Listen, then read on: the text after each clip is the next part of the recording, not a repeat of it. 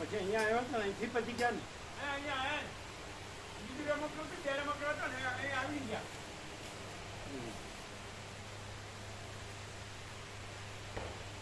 એટલે એને જવાનું જ હતું નહીં. મારા પપ્પા લઈને આવ્યા હતા ને દર્શન માટે જ આવ્યા હતા.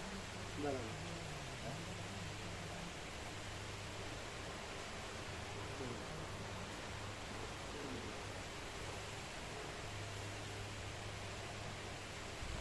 दूसरे से वो गए कि है वो तो है वो बॉम्बे वाले वो है तो वो है यही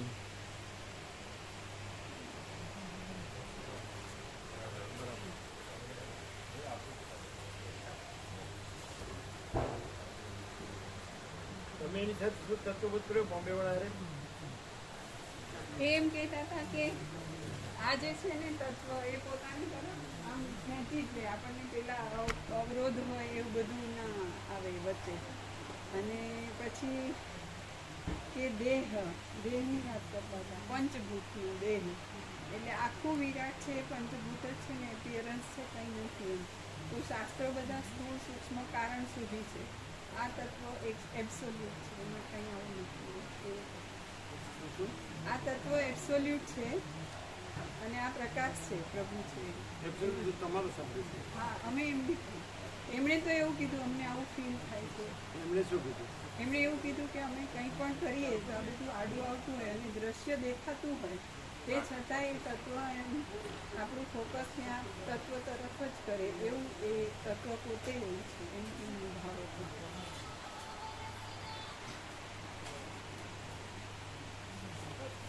તમે ક્યાંથી કહો છો ને એ ક્યાંથી કહે છે એવો ખ્યાલ આવે છે? હા, શું એ તત્વના પ્રકાશથી આખું વ્યાપકમાં કે છે. તમે અમે એમને સાપેક્ષતાથી કીધું. કઈ સાથે નથી? મુનિ આ દેહ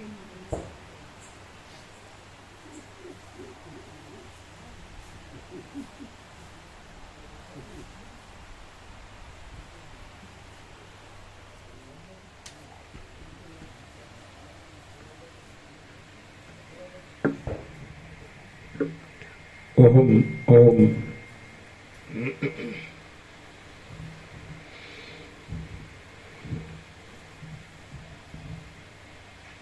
अभी एक कुर्सी यहाँ से ले लो, पीछे जाना है। अब कुर्सी वाला गया।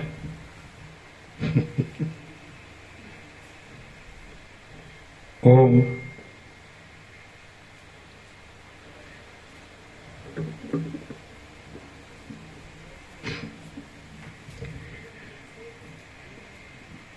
परम चिदाकाश, परम ज्योति, अखंड ज्योति, महाचिदाकाश, स्वयं प्रकाश, संपूर्ण प्रकाश, पूर्ण ब्रह्म, अनंत तेजघन, अनंत चिदघन, परमाकाश, केवल अनंत शुद्ध तेजघन, परमाकाश, अखिल आत्मा, पूर्ण ब्रह्म, परमात्मा।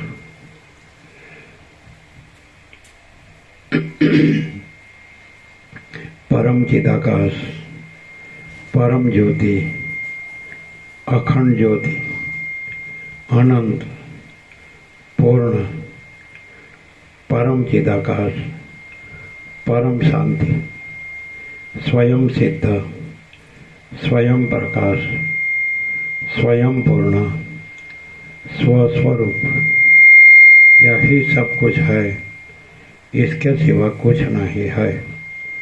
शून्यभास, अनंत कोटि, महाकल्पो है ही नहीं। महाचिदाकाश, स्वयं प्रकाश, संपूर्ण प्रकाश, महाचिदाकाश ज्योति, अनंत, अखंड, अभेद, महाचिदाकाश ज्योति, महातत्व, महासामान्य, महाचिदाकाश, स्वसंवेद्य, सहज निर्विकल्प, महाचिदाकाश, परम कैवल्य, परम शांति, परम चिदाकाश, अनंत, पूर्ण, निरपेक्ष, सत, अनंत, संपूर्ण, अपरिघी, निर्भ्रांत, निरपेक्ष, वसिष्ठराम उपशम प्रकरण राउंड 40मो राउंड।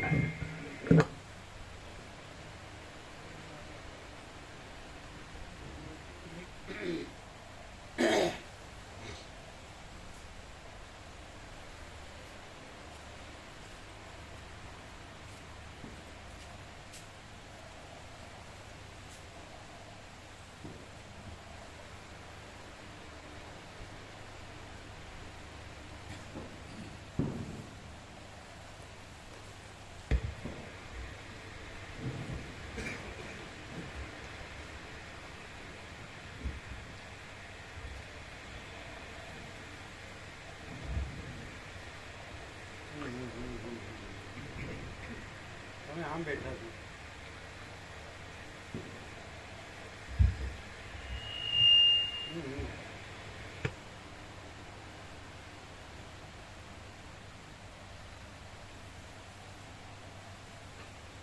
એ બધું આમ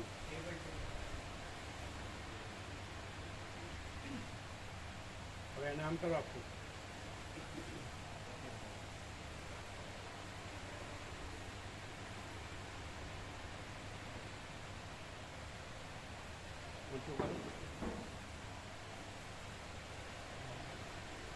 થોડું આમ દેવું. એન્ડ આમ જાવ છે.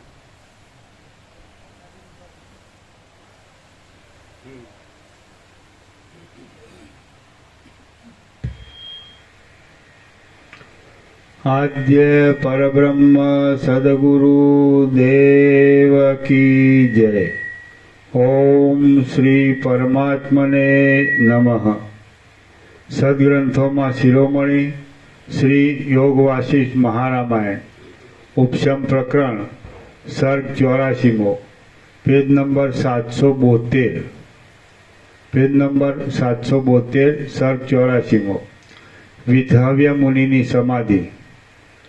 आ 84માં સર્ગમાં વિથવ્ય મુનિની સમાધિ વિના સમાધિનું કાદવથી બનેલી ધરતીની અંદર તેમના રહેવાનું અને તેમના હૃદયમાં વિદ્યાદર્પણા આદિનો પ્રતિભાસ થવાનું વર્ણન કરવામાં આવશે।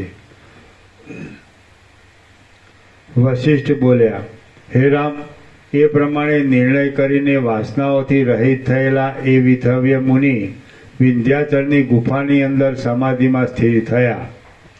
ગતિથી રહિત, પૂર્ણ તથા સ્વયં પ્રકાશ અનુભવરૂપ આનંદથી શોભતા અને જેનું મન અસ્ત પામી ગયું હતું એવા એ મુનિ પવન વિનાના સમયે નિશ્ચળ થયેલા સમુદ્ર જેવા ગંભીર જણાવા લાગ્યા।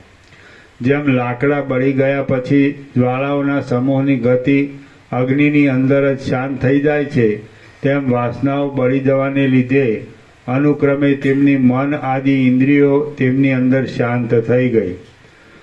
पूरी रीते नहीं मींचायेला, पूरी रीते नहीं उघड़ेला, मींचायेला भागोनी अंदर रहेला गति विनानी पापणोवाळा अने जाणे नासिकानी टोच उपर बंने पासेथी सरखी रीते पड़ता थोड़ा थोड़ा प्रकाशवाळा होय एवा जणाता तेमना नेत्रो अर्धा उघड़ेला अने अर्धा कड़ी रूपे रहेला कमळोनी जेम शोभवा लाग्या। कायाने, मस्तकने अने डोकने समान रीते अक्कड़ राखीने बैठेला ए महाबुद्धिमान विथव्य मुनि जाणे पथरामां कोतरायेली मूर्ति होय अने जाणे चित्रमां आलेखेली मूर्ति होय एवा स्थिर देखावा लाग्या। जलाशय पासेनी विंध्याचलनी गुफामां ए रीते समाधि धारण करीने बैठेला એ મુનિને 300 વર્ષ એક ઘડીની પેઠે વીતી ગયા. જ્ઞાની અને ધ્યાની એવા એ વિથવ્ય મુનિ એટલા કાળ સુધી સમાધિમાંથી જાગ્યા જ નહીં, અને જીવન મુક્તપણાને લીધે તેમણે તે દેહને પણ છોડ્યો નહીં. યોગને જાણનારા એ ભાગ્યશાળી મુનિ એટલા કાળ સુધી વાદળાઓની મોટી ગર્જનાઓથી પણ જાગ્યા નહીં, વરસાદને લીધે થયેલા નવા નવા ધોધોની ગુગવાટીઓથી પણ જાગ્યા નહીં, મૃગ્યા કરવા માટે આવતા આસપાસના રાજાઓના હાથીઓની ગર્જનાઓથી પણ જાગ્યા નહીં, પક્ષીઓની તથા વાંદરાઓની ચીચિયારીઓથી પણ જાગ્યા નહીં, જંગલી હાથીઓ વડે ઉખેડી નંખાતા વૃક્ષો આદિના શબ્દોથી પણ જાગ્યા નહીં, સિંહોની ક્રોધ ભરેલી ગર્જનાઓથી પણ જાગ્યા નહીં, ઝરણાના ખડખડાટથી પણ જાગ્યા નહીં, ભયંકર તારાઓ પડવાના કડાકાઓથી પણ જાગ્યા નહીં, માણસોના મોટા કોલાહલથી પણ જાગ્યા નહીં, મદોન્મત સરભ નામના પશુઓની પછાડોથી પણ જાગ્યા નહીં, પૃથ્વીનો કંપ થવાથી ઉથલપાથલ થઈ જતા શિખરોના શબ્દોથી પણ જાગ્યા નહીં, વનને બાળતા દાવાનળોના શબ્દોથી પણ જાગ્યા નહીં, પાણીના પ્રવાહોથી માથા ઉપર પડીને કંપાવતા છતાં પણ જાગ્યા નહીં, ઉપરથી મોટા પથરાઓની અણીઓ વાગવાથી પણ જાગ્યા નહીં, ધરતીના કાદવથી ભરેલા પાણી પોતાની નીચે આવવાથી પણ જાગ્યા નહીં, કંપાયમાન થતા જળમાં પડેલા સૂર્યના પ્રતિબિંબો મોઢા ઉપર આવવાથી પણ જાગ્યા નહીં, અને ગ્રીષ્મ ઋતુની અગ્નિ જેવી કઠોર ઉષ્ણતાથી પણ જાગ્યા નહીં. એ રીતે કાળ કેવળ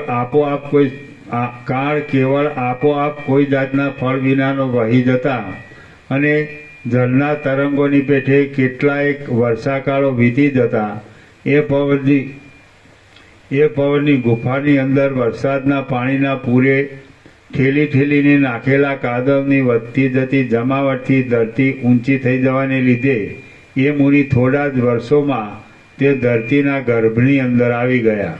કાદવથી દબાયેલા ખભાઓવાળા એ મુનિ જેમ પર્વતની અંદર શિલા રહે છે તેમ તે ધરતીના સાંકડા પેટાળની અંદર પણ એમને એમ સ્થિર રહ્યા.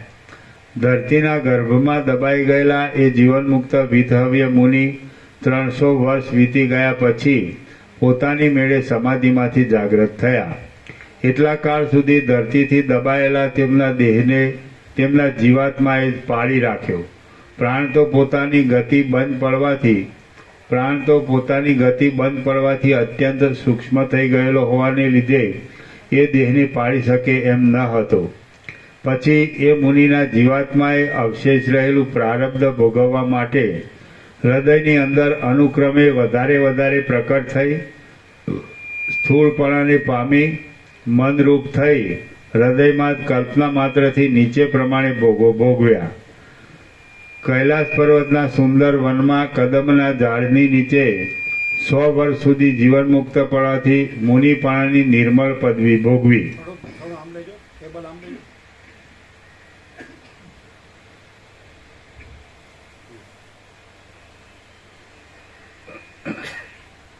પેન્ટ આમ દો. આમ ઉપરથી આમ કરો, સીધું ઉપરથી સીધું કરો.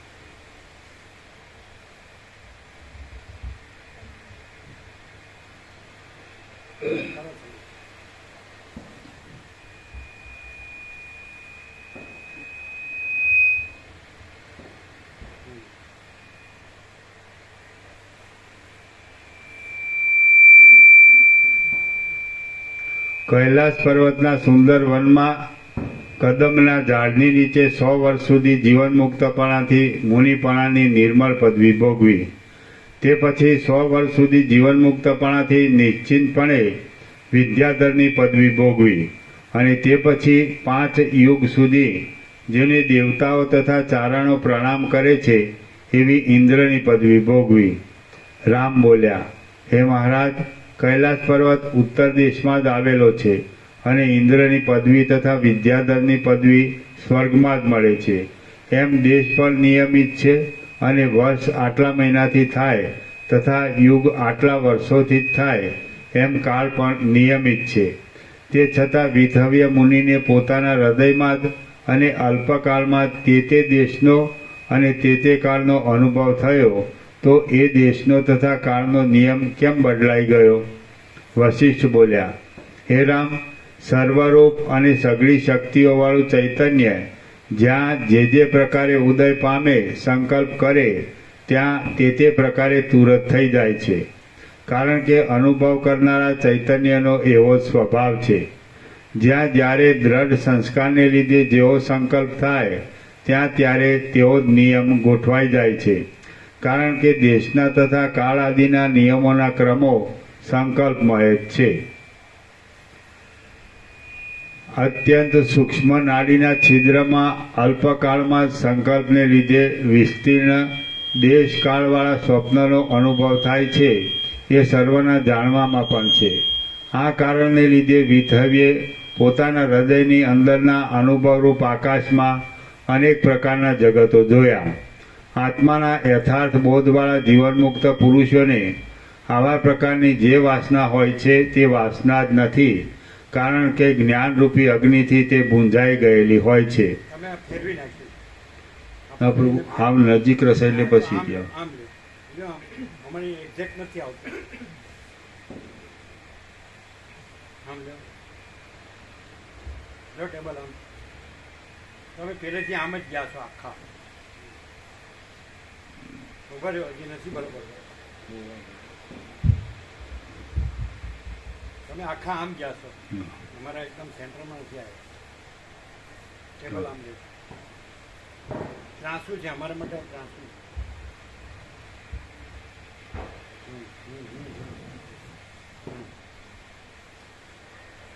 તમે માઇકને ફેરવો છો ને, એને નહીં ફેરવાનું, તમારે એડજસ્ટ થવાનું.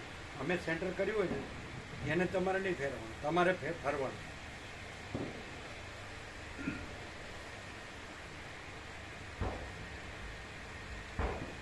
રામ બોલ્યા, હે મુનિઓમાં ઉત્તમ, જો વિધવ્ય મુનિની પેઠે જીવનમુક્ત પુરુષોને પણ દ્રઢ સંસ્કારને લીધે કેટલા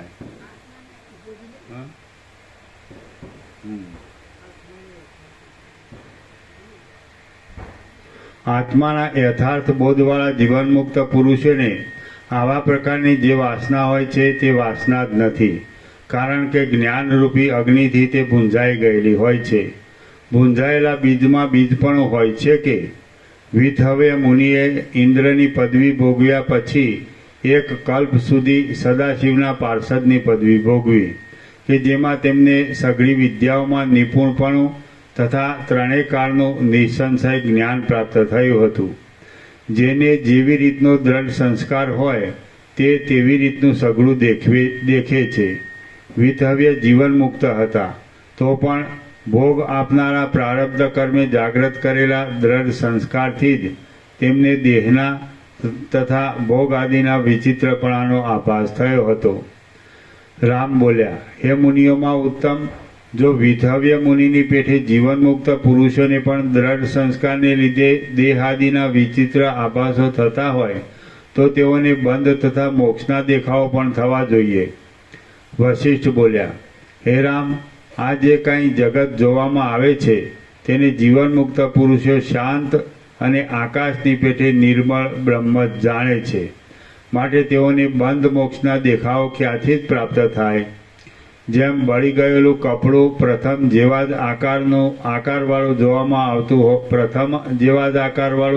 આવતું હોવા છતાં કશું કામ કરતું નથી, તેમ જીવનમુક્ત પુરુષોની દ્રષ્ટિથી મિથ્યા થઈ ગયેલું જગત પ્રારબ્ધના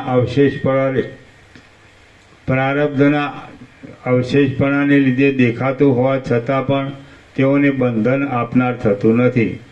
આ ચૈતન્યરૂપી આકાશ કે જે પ્રદેશમાં જેટલો જે પ્રકારનો સંકલ્પ કરે છે તે પ્રદેશમાં તેટલા તે પ્રકારના વિશાળ દેખાવને પ્રાપ્ત થઈ ગયેલા જેવું જણાય છે. આ બ્રહ્મરૂપ ચૈતન્ય સર્વને આત્મ સ્વરૂપ માની લઈને ઘણા જગતોનો અનુભવ કરી ચૂક્યું છે અને ઘણા જગતોનો અનુભવ કરે છે. પૃથ્વીના પેટાળમાં દબાઈ રહેલા વિધવ્ય મુનિના ચૈતન્યમાં ખોટા જ ગોઠવાયેલા મોટા અસંખ્ય લોકોમાં જે અજ્ઞાની ઇન્દ્ર હતો તે હમણાં દીન નામના દેશમાં રાજા થયો છે અને તે આ ક્ષણમાં વનની અંદર મૃગ્યા કરવા લાગ્યો છે. પદ્મકલ્પમાં વિથવ્યને સદાશિવના ગણની પદવી મળી હતી. તે સમયમાં કૈલાસના વનના કુંજમાં તેનો ક્રીડા કરવાનો હંસ હતો. તે હમણાં ભીલ લોકોનો રાજા થઈને રહ્યો છે અને તે સમયમાં સોરઠ દેશનો જે અજ્ઞાની રાજા હતો તે હમણાં આંધ્ર દેશના ઘણા વૃક્ષોવાળા ગામડામાં રહ્યો છે. રામ બોલ્યા, વિથવ્યના જોવામાં આવેલી એ સૃષ્ટિઓ જો વિથવ્યના મનથી થયેલી હોય તો તેઓમાં જે ઇન્દ્ર તથા હંસ આદિ પ્રાણીઓ દેખાયા હતા તેઓ પણ ભ્રાંતિ માત્ર જ હોવા જોઈએ. અને જો તેઓ ભ્રાંતિ માત્ર જ હોય તો ચેતનવાળા હોવા કેમ ઘટે? વશિષ્ઠ બોલ્યા, હે રામ, વિથવ્યે જોયેલા જગતની પેઠે આ તમારા જોવામાં આવતું જગત પણ ભ્રાંતિ માત્ર જ છે. તે છતાં આ જગતના પ્રાણીઓ ચેતનાવાળા કેમ દેખાય છે? જેમ આ જગતના પ્રાણીઓ ચેતનાવાળા છે તેમજ તે જગતના પ્રાણીઓ પણ ચેતનાવાળા જ હતા. હે રામ, આ જગત પણ ચૈતન્ય માત્ર છે અને કેવળ મનની ભ્રાંતિને લીધે જુદા આકારવાળા જેવું જણાય છે. તેમ તે જગત પણ ચૈતન્ય માત્ર જ હતું અને કેવળ મનની ભ્રાંતિને લીધે જુદા આકારવાળા જેવું જણાયું હતું. હે રામ, વાસ્તવિક રીતે જોતા તો એ જગત પણ ન હતું અને આ જગત પણ નથી. આ કે તે કોઈ પણ મુદ્દલ નહીં જ હોવાને લીધે આ જગત તે જગત જેવું નથી અને તે જગત આ જગત જેવું ન હતું. તમે જે આ જગત જુઓ છો તે મુદ્દલ છે જ નહીં. જે કાંઈ જગત દેખાય છે તે કેવળ બ્રહ્મ જ પ્રકાશે છે.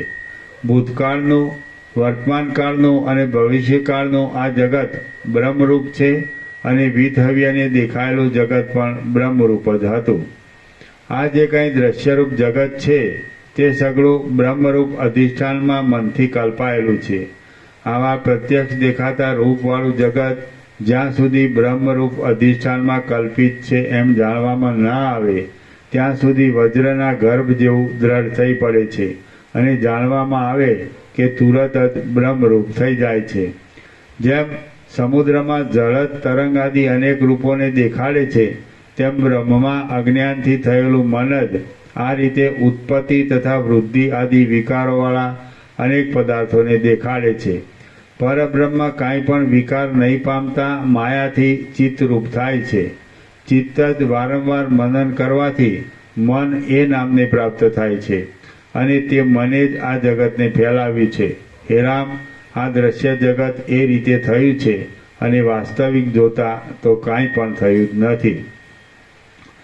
શ્રી યોગ વાસિષ્ઠ મહારામાયણમાં ઉપશમ પ્રકરણનો વિથવ્યનો જગદ વર્ણન નામનો સર્ગ 84મો સમાપ્ત. સર્ગ 85મો. વિથવ્ય મુનિ જીવન મુક્ત સ્થિતિમાં રહ્યા. આ 85મા સર્ગમાં વિથવ્યએ પિંગલના દેહમાં પ્રવેશ કરીને કાદવમાં પડેલા દેહને બહાર કઢાવ્યો. પછી એ મુનિ જીવન મુક્ત સ્થિતિમાં રહ્યા અને વળી તેમણે સમાધિ કરી એ કથા કહેવામાં આવશે. રામ બોલ્યા, હે મહારાજ, પછી વિથવ્ય મુનિએ પૃથ્વીના ગર્ભમાં રહેલા પોતાના દેહને તેમાંથી બહાર કાઢ્યો કે નહીં? કાઢ્યો તો શી રીતે કાઢ્યો? અને કાઢ્યા પછી એ મુનિ શી રીતે વિચર્યા અને શી રીતે વિદેહ મુક્તિ પામ્યા? વશિષ્ઠ બોલ્યા, હે રામ, વિથવ્ય પોતાને બ્રહ્મરૂપ સમજવાને લીધે જે કાંઈ ઇન્દ્રપણું આદિ દેખાયું હોય તેને પોતાના આત્માના ચમત્કાર રૂપ સમજ્યા. પોતે સદાશિવના ગણની પદવી પામ્યા હતા ત્યારે એક દિવસે પોતાના આત્મતત્વનું સ્મરણ કરવાના સમયમાં તેમને પોતાની મેળે પોતાના સઘળા પૂર્વજન્મનું અવલોકન કરવાની ઈચ્છા થઈ. એ ઈચ્છા થતાં તેમણે પોતાના જેટલા દેહો નષ્ટ થઈ ગયા હતા તેઓને પણ દીઠા અને જેટલા દેહો નષ્ટ થયા ન હતા તેઓને પણ દીઠા. નષ્ટ નહીં થયેલા દેહોમાંના એક વિથવ્ય નામના દેહને વિંધ્યાચળની ગુફામાં ધરતીના ગર્ભની અંદર રહેલો જોયો કે જે દેહ કાદવના સમૂહમાં કીડા જેવો દેખાતો હતો. કાદવના ભારથી દબાઈ ગયેલો, વરસાદના પાણીના પ્રવાહે પોતાના બળથી ઊંધો નાખી દીધેલો હતો. પીઠ ઉપર કાદવના જમાવાળો હતો અને જેના સર્વ અવયવો ઉપર ચડી ગયેલી માટીમાં ખડના જાળા ઉગી ગયા હતા. એવા એ દેહને જોઈ આપોઆપ જ એ દેહને કાદવના જથ્થામાંથી બહાર કાઢવાનો એમને વિચાર થયો. પરંતુ એ દેહ ધરતીના ગર્ભમાં અત્યંત દબાઈ ગયેલો જોવામાં આવતા એ મહાતેજસ્વી મુનિએ ઉત્તમ સમજણવાળી પોતાની બુદ્ધિથી ફરીવાર વિચાર કર્યો કે આ મારા દેહના સઘળા અંગો દબાઈ ગયા છે અને પ્રાણવાયુનો સંચાર પણ બંધ પડી ગયો છે. તેથી આ દેહ હાલી ચાલી શકે એમ નથી અને કાંઈ પણ કરી શકે એમ નથી. માટે હું તુરત સૂર્યના શરીરમાં પ્રવેશ કરું કે જેથી સૂર્યનો પિંગલ નામનો પાર્ષદ સૂર્યની આજ્ઞાથી મારા આ દેહને કાઢી આપશે. અથવા મારે આ દેહનું શું પ્રયોજન છે? હું તો શાંતિ જ રાખું અને નિર્વિઘ્ન રીતે પરમ નિર્વાણરૂપ વિદેહ મુક્ત પોતાના પદને પામું. દેહથી લીલા કરવાનું મારે કશું પ્રયોજન નથી. હે રામ, વિથવ્ય મુનિએ મનથી એ પ્રમાણે વિચાર કરીને અને જરાવાર ચૂપ રહીને ફરી વિચાર કર્યો કે મારે દેહનો ત્યાગ કરવાની પણ જરૂર નથી અને ગ્રહણ કરવાની પણ જરૂર નથી. મારે તો દેહનો ત્યાગ પણ સરખો છે અને દેહનું ગ્રહણ પણ સરખું છે. માટે હવે આ દેહ જીવતો છે અને માટી ભેગો માટી થઈ ગયો નથી. તે પહેલાં એ દેહમાં રહીને હું કાંઈક વિહાર કરું. હું સૂર્યના પાર્ષદ પિંગલના હાથથી મારા દેહને ધરતીના ગર્ભમાંથી કાઢવા માટે જેમ પ્રતિબિંબ અરીસામાં પ્રવેશ કરે છે તેમ આકાશમાં રહેલા સૂર્યના શરીરમાં પ્રવેશ કરું. હે રામ, વિથવ્ય મુનિએ એ પ્રમાણે વિચાર કરી સૂક્ષ્મ લિંગ શરીરરૂપ થઈને જેમ વાયુ ધમણના છિદ્રમાં પ્રવેશ કરે છે તેમ સૂર્યના શરીરમાં પ્રવેશ કર્યો. મોટી બુદ્ધિવાળા સૂર્યનારાયણ પણ વિથવ્ય મુનિને પોતાના હૃદયમાં આવેલા જોઈને તેમના કાર્યનો તથા તેમનું આગળ પાછળ શું થયું છે તેનો વિચાર કરવા લાગ્યા. ત્યાં વિંધ્યાચલની ગુફામાં ધરતીના ગર્ભની અંદર રહેલું ખડના જાળાથી ઢંકાઈ ગયેલું અને શબ જેવું એ મુનિનું શરીર તેમના જોવામાં આવ્યું. આકાશની મધ્યમાં રહેલા સૂર્યનારાયણે એ મુનિની ધારણા જાણી લઈને પૃથ્વીમાંથી તેના શરીરને કાઢવા સારું પિંગલ નામના પોતાના પાર્ષદને આજ્ઞા કરી. વિથવ્ય મુનિનો જીવાત્મા કે જે લિંગ શરીર રૂપે સૂર્યના શરીરમાં બેઠો હતો તેણે તરત ચિત્ત વડે સૂર્યનારાયણને પ્રણામ કર્યા. પછી સૂર્યનારાયણે માનપૂર્વક આજ્ઞા આપવાથી એ જીવાત્માએ વિંધ્યાચલની ગુફામાં જવાને તૈયાર થયેલા પિંગલના શરીરમાં પ્રવેશ કર્યો. એ પિંગલને આકાશને ત્યજી દઈ કુંજોથી તથા હાથીઓથી રમણીય લાગતા અને મદોન્મત વાદળાવાળા આકાશ જેવા શોભતા વિંધ્યાચલના વનમાં આવ્યા. પછી તેમણે જેમ સારસ પક્ષી નખો વડે કાદવને ખોદીને તેમાંથી કમળના કંદને કાઢી લે છે તેમ નખો વડે ધરતીને ખોદી તેના ગર્ભમાંથી વિથવ્યાના શરીરને બહાર કાઢ્યું. પછી જેમ પક્ષી આકાશને છોડીને પોતાના માળામાં પ્રવેશ કરે છે તેમ વિથવ્યાના લિંગ શરીરે પિંગલના શરીરને છોડી દઈને પોતાના સ્થૂળ શરીરમાં પ્રવેશ કર્યો. પિંગલ અને શરીરને પ્રાપ્ત થયેલા વિથવ્ય મુનિ તેઓ પરસ્પરને પ્રણામ કરીને પોતપોતાના કાર્યો કરવામાં તત્પર થયા. પિંગલ તારાઓવાળા તથા સૂર્યના કિરણોના ફેલાવાથી વસ્ત્ર જેવા લાગતા નિર્મળ આકાશમાં ગયો અને વિથવ્ય મુનિ કુમુદોવાળા તથા સૂર્યના કિરણોના ફેલાવાથી વસ્ત્ર જેવા લાગતા નિર્મળ તળાવમાં ગયા.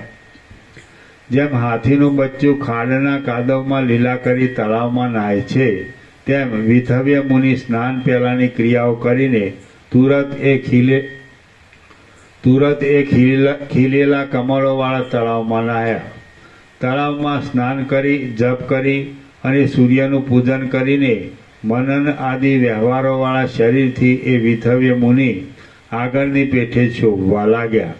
મૈત્રીવાળા, સમતાવાળા, ઉત્તમ શાંતિવાળા, ઉત્તમ બુદ્ધિવાળા, કોઈનું સારું થયેલું જોઈ પ્રસન્ન થનારી વૃત્તિવાળા, દયાવાળા, શ્રેષ્ઠ શોભાવાળા, અને સંગોથી રહિત થયેલા ચિત્તવાળા એ વિથવ્ય મુનિએ તે દિવસે તો સમાધિ ધારણ કર્યા વિના નદીના કિનારામાં વિહાર કર્યો. શ્રી યોગવાસિષ્ઠ મહારામાયણમાં ઉપશમ પ્રકરણનો વિથવ્ય પૂર્વ શરીર પ્રાપ્તિ યોગ નામનો સર્ગ 85મો સમાપ્ત. સર્ગ 86મો. વિથવ્યે રાગ દ્વેષાદીને છેલ્લા પ્રણામો કરી તેમનો ત્યાગ કર્યો. આ 86મા સર્ગમાં વિથવ્યે 6 રાત્રિ સુધી સમાધિ કરી. તે પછી લાંબા કાળ સુધી જીવન મુક્તપણાથી સ્થિતિ રાખી અને તે પછી વિદેહ મુક્તિ પામવા સારું રાગ દ્વેષાદીને પ્રણામ કરીને સમાધિ ધારણ કરી એટલી કથા કહેવામાં આવશે. વશિષ્ઠ બોલ્યા, હે રામ, સાયંકાળ થયો ત્યારે એ વિથવ્ય મુનિએ ફરીવાર મનને એકાગ્ર કરવા માટે વિંધ્યાચળની જાણીતી કોઈ વિશાળ ગુફામાં પ્રવેશ કર્યો. ગુફામાં પ્રવેશ કરીને આત્માના અનુસંધાનને નહીં છોડનારા અને જેમણે જગતનો સારાસાર જોઈ લીધો હતો એવા એ વિથવ્ય મુનિએ ઇન્દ્રિયોના અને ચિત્તના સંબંધમાં નીચે પ્રમાણે વિચાર કર્યો. વિથવ્ય બોલ્યા, સ્વગત, ઇન્દ્રિયોને તો પ્રથમ જ સારી રીતે ત્યજી દીધી છે, માટે હવે ઇન્દ્રિયોના સંબંધમાં ફરીવાર લાંબી ચિંતા કરવાની આવશ્યકતા નથી. જગત છે કે નથી એવા પ્રકારની કલ્પનાને કુમળી લતાની પેઠે તોડી નાખી સાક્ષીભૂત ચૈતન્યનો આશ્રય કરી દ્રઢ આસન વાળીને પર્વતના શિખર જેવો અવિચળ થઈને રહો. જીવતા છતાં પણ અજ્ઞાનીઓની દ્રષ્ટિથી સબ જેવો રહો. અજ્ઞાનીઓની દ્રષ્ટિથી સબ જેવો રહેતા છતાં પણ આત્માના અનુસંધાનમાં ઉદ્યોગી રહો. સમતાવાળો થઈને રહો. સ્વચ્છપણું પામીને રહો. એક રસ ચૈતન્ય માત્ર રૂપે રહો. જાગતા પણ દ્વૈતને નહીં જોનાર થઈને રહો. દ્વૈતને નહીં જોનાર છતાં પણ સ્વરૂપના અનુભવમાં સાવધાન રહો અને કાયાની અંદર સઘળા મન આદિના વ્યાપારોને બંધ પાડીને સ્વરૂપનું જ અવલંબન કરીને રહો. એકાંતમાં ઝાડના ઠૂઠાની પેઠે સ્થિરતાથી બેસીને રાગ દ્વેષાદી રોગોનો ત્યાગ કરીને સર્વમાં વ્યાપક અને કલ્પનાઓથી રહિત બ્રહ્મરૂપ પરમપદમાં હું રહું. વશિષ્ઠ બોલ્યા, હે રામ, એ પ્રમાણે વિચાર કરીને વિથવ્ય મુનિ 6 દિવસ સુધી સમાધિમાં રહ્યા. પછી જેમ સૂઈ ગયેલો પ્રવાસીજન તુરત જાગે તેમ એ મુનિ સમાધિમાંથી તુરત જાગ્યા. પછી જાગ્રતમાં પણ સમાહિતના જેવી સ્થિતિથી રહેલા એ મહાતપસ્વી વિથવ્ય મુનિએ લાંબા કાળ સુધી જીવન મુક્તપણાથી વિહાર કર્યો.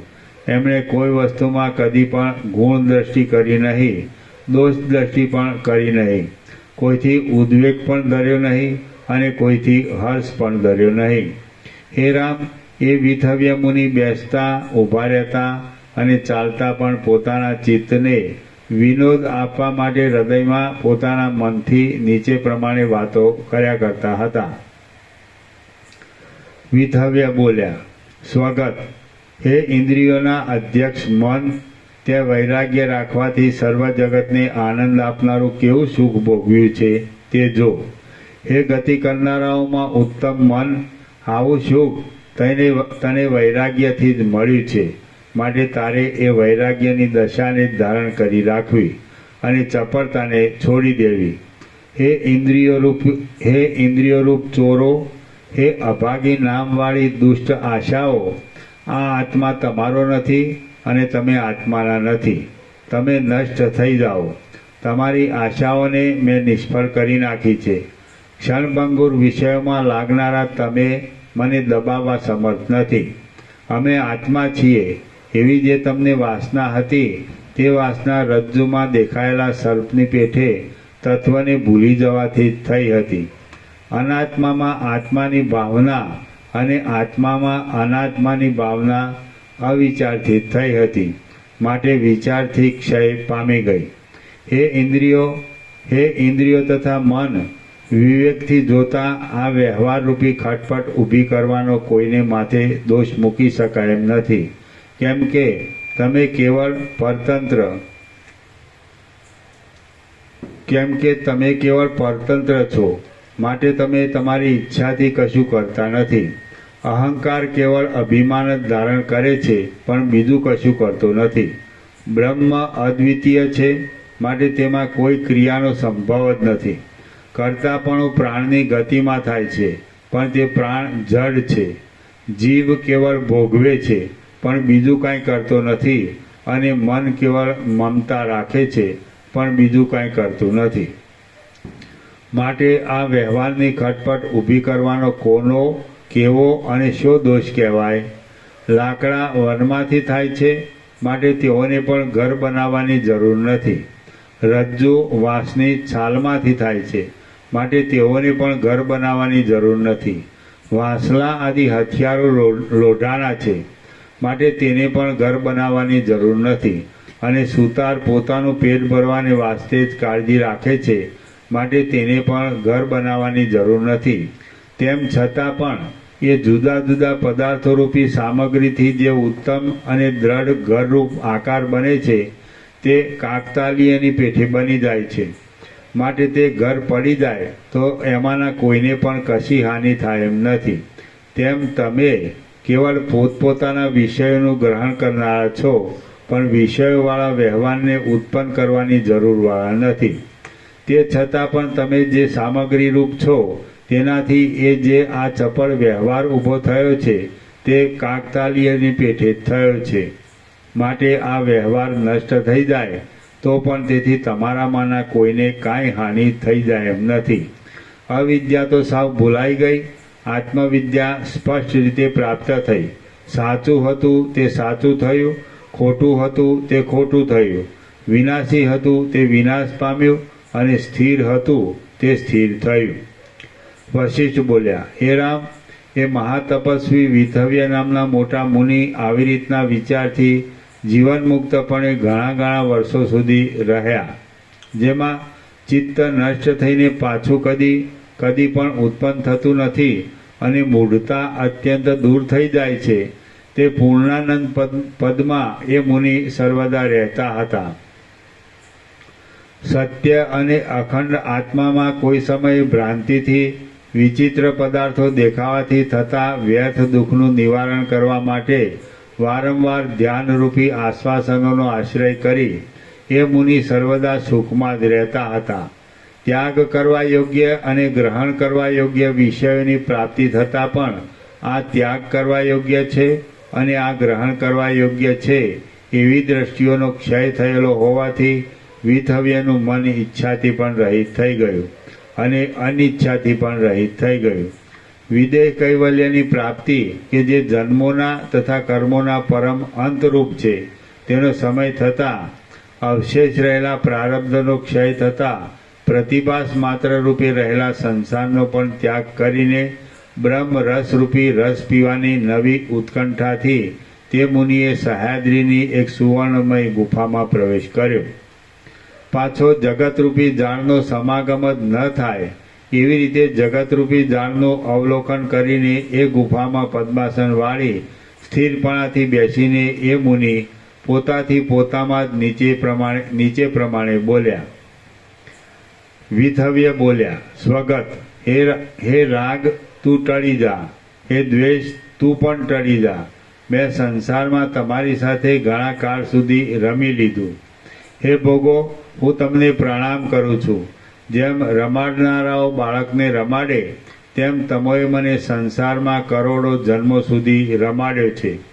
જેણે આ પરમ પવિત્ર નિર્વાણ પદથી પણ મને ભૂલાવી દીધી હતી, તે વિષય સુખને હું વારંવાર નમસ્કાર કરું છું. હે દુઃખ, મેં તારાથી અત્યંત તપીને આદરપૂર્વક આ આત્માને શોધી કાઢ્યો છે, માટે મને આ સુમાર્ગ બતાવનારો ગુરુ તું જ છે. તેથી હું તને પણ વારંવાર પ્રણામ કરું છું. હે દુઃખ, તું દુઃખ એવું નામ ધરાવે છે, પણ તારા તત્વનો વિચાર કરતાં તું અધિષ્ઠાન રૂપે સુખદાયી આત્મા જ છે, અને તારી કૃપાથી જ મને આ શીતળ પદવી પ્રાપ્ત થઈ છે, માટે હું તને પ્રણામ કરું છું. હે સંસારમાં નિસાર જીવનવાળા મિત્ર દેહ, હે સંસારમાં નિસાર જીવનવાળા મિત્ર દેહ, તારું કલ્યાણ થજો. કોઈ દિવસે તારે અને મારે જુદું પડવું જ પડે એ નિયમ જ છે.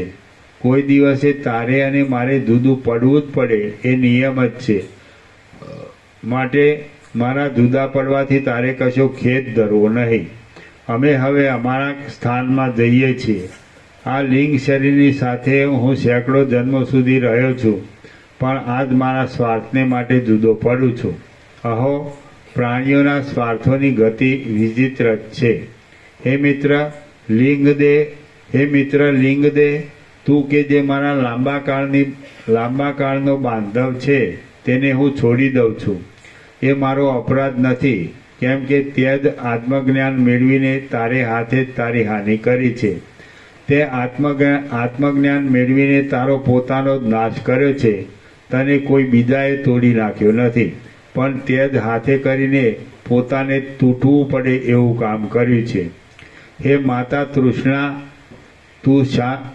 તું શાંત થતા હું શાંત થતા. હે માતા તૃષ્ણા, હું શાંત થતા તું એકલી થઈ ગઈ છે, સુકાઈ ગઈ છે અને રાખ થઈ ગઈ છે. તો પણ તારે દુઃખ ધરવું નહીં. હવે તો હું તને ત્યજી દઈને જાઉં છું, પણ તેમ કરવાથી મારું કલ્યાણ જ છે. માટે હવે તારે તારા ભવિષ્યનું નાશનું પણ દુઃખ ધરવું નહીં. હે મહારાજ કામદેવ, મેં તને જીવવાને માટે વૈરાગ્ય આદિ તારા શત્રુઓના સેવનો કર્યા છે, તો મારા એ અપરાધોની ક્ષમા કરવી. હવે હું સંપૂર્ણ શાંતિમાં જાઉં છું. તું મને આશીર્વાદ દે. હે મા તૃષ્ણા, હવે તારો અને મારો લાંબામાં લાંબો વિયોગ થાય છે, પણ જેનો સંયોગ થયો હોય તેનો વિયોગ થાય છે જ. માટે તારે કાંઈ ખેદ કરવો નહીં. હું તને આ છેલ્લા પ્રણામ કરું છું. હે પુણ્યદેવ, હું તને પ્રણામ કરું છું. તે પૂર્વે મને નરકોમાંથી તારીને સ્વર્ગમાં મોકલ્યો હતો. એ મારા ઉપર તારો ઉપકાર છે. પાપરૂપી વૃક્ષ કે જે નીચ કાર્યરૂપી ક્ષેત્રમાં ઉગનાર છે, નરકોરૂપી શાખાઓને ધારણ કરનાર છે અને યાતનાઓરૂપી પુષ્પોના સમૂહવાળું છે, તેને પણ પ્રણામ કરું છું. મેં જેને સાથે રાખીને લાંબા કાળ સુધી ઘણી પામર યોનિઓ ભોગવી છે અને જે આજથી માંડીને અદૃશ્ય થઈ ગયો છે, તે મોહને પણ હું પ્રણામ કરું છું.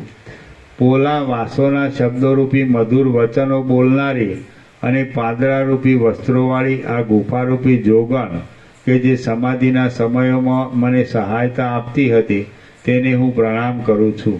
હે ગુફા, હું સંસારરૂપી માર્ગમાંથી ખેદ પામતા તું મને આશ્વાસન આપનારી, સઘળી લાલચોને હરનારી અને પરમ સ્નેહવાળી સખી થઈ હતી.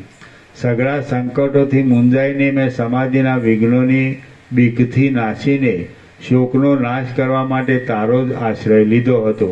માટે તું મારી ઉત્તમ સખી હતી. હે દંડ, તે ગડપણમાં મારી ઘણી સહાયતા કરી છે અને સર્પ આદિના ભયોમાં, વિષમ પ્રદેશોમાં, ખાડાઓમાં તથા કુંજોમાં મારા હાથને ટેકા આપેલા છે. માટે હું તમને પ્રણામ કરું છું. હે સ્થૂળ દેહ, રુધિરાદિથી ખરડાયેલા આંતરડારૂપી તંતુઓવાળું આ તારું અસ્થિપિંજર કે જેમાં રુધિરાદિ વિના બીજો કશો સાર નથી, તેને લઈને તું જતો રહે. તારા સ્નાન કરવાના પ્રકારો કે જેઓ મળ આદિથી જળને દૂષિત કરનારા જ હતા, તેઓને પણ પ્રણામ કરું છું. તારા વ્યવહારોને હું પ્રણામ કરું છું અને વ્યવહારોને માટે તારી જે દોડધામ થતી હતી તેને પણ પ્રણામ કરું છું. હે પ્રાણવાયુઓ, તમે મારા જૂના સહજ મિત્રો છો. માટે અનુક્રમે આજ હું તમને પણ પ્રણામથી માન આપું છું. તમારું ભલું થજો. હું જાઉં છું. મેં તમારી સાથે જ ઘણી યોનિઓમાં વિચિત્ર ભ્રમણ કર્યા હતા. પર્વતોની કુંજોમાં આરામ લીધા હતા, પરલોકમાં નિવાસ કર્યા હતા, નગરોમાં તથા ક્ષિદ્ર ક્ષેત્રોમાં ક્રીડાઓ કરી હતી, પર્વતોમાં નિવાસ કર્યા હતા, કામકાજના વિલાસોમાં પ્રવૃત્તિઓ કરી હતી અને જુદા જુદા માર્ગોમાં પ્રવાસો કર્યા હતા. મેં બ્રહ્માંડની અંદર તમને સાથે રાખ્યા વિના કાંઈ પણ કર્યું નથી. કાંઈ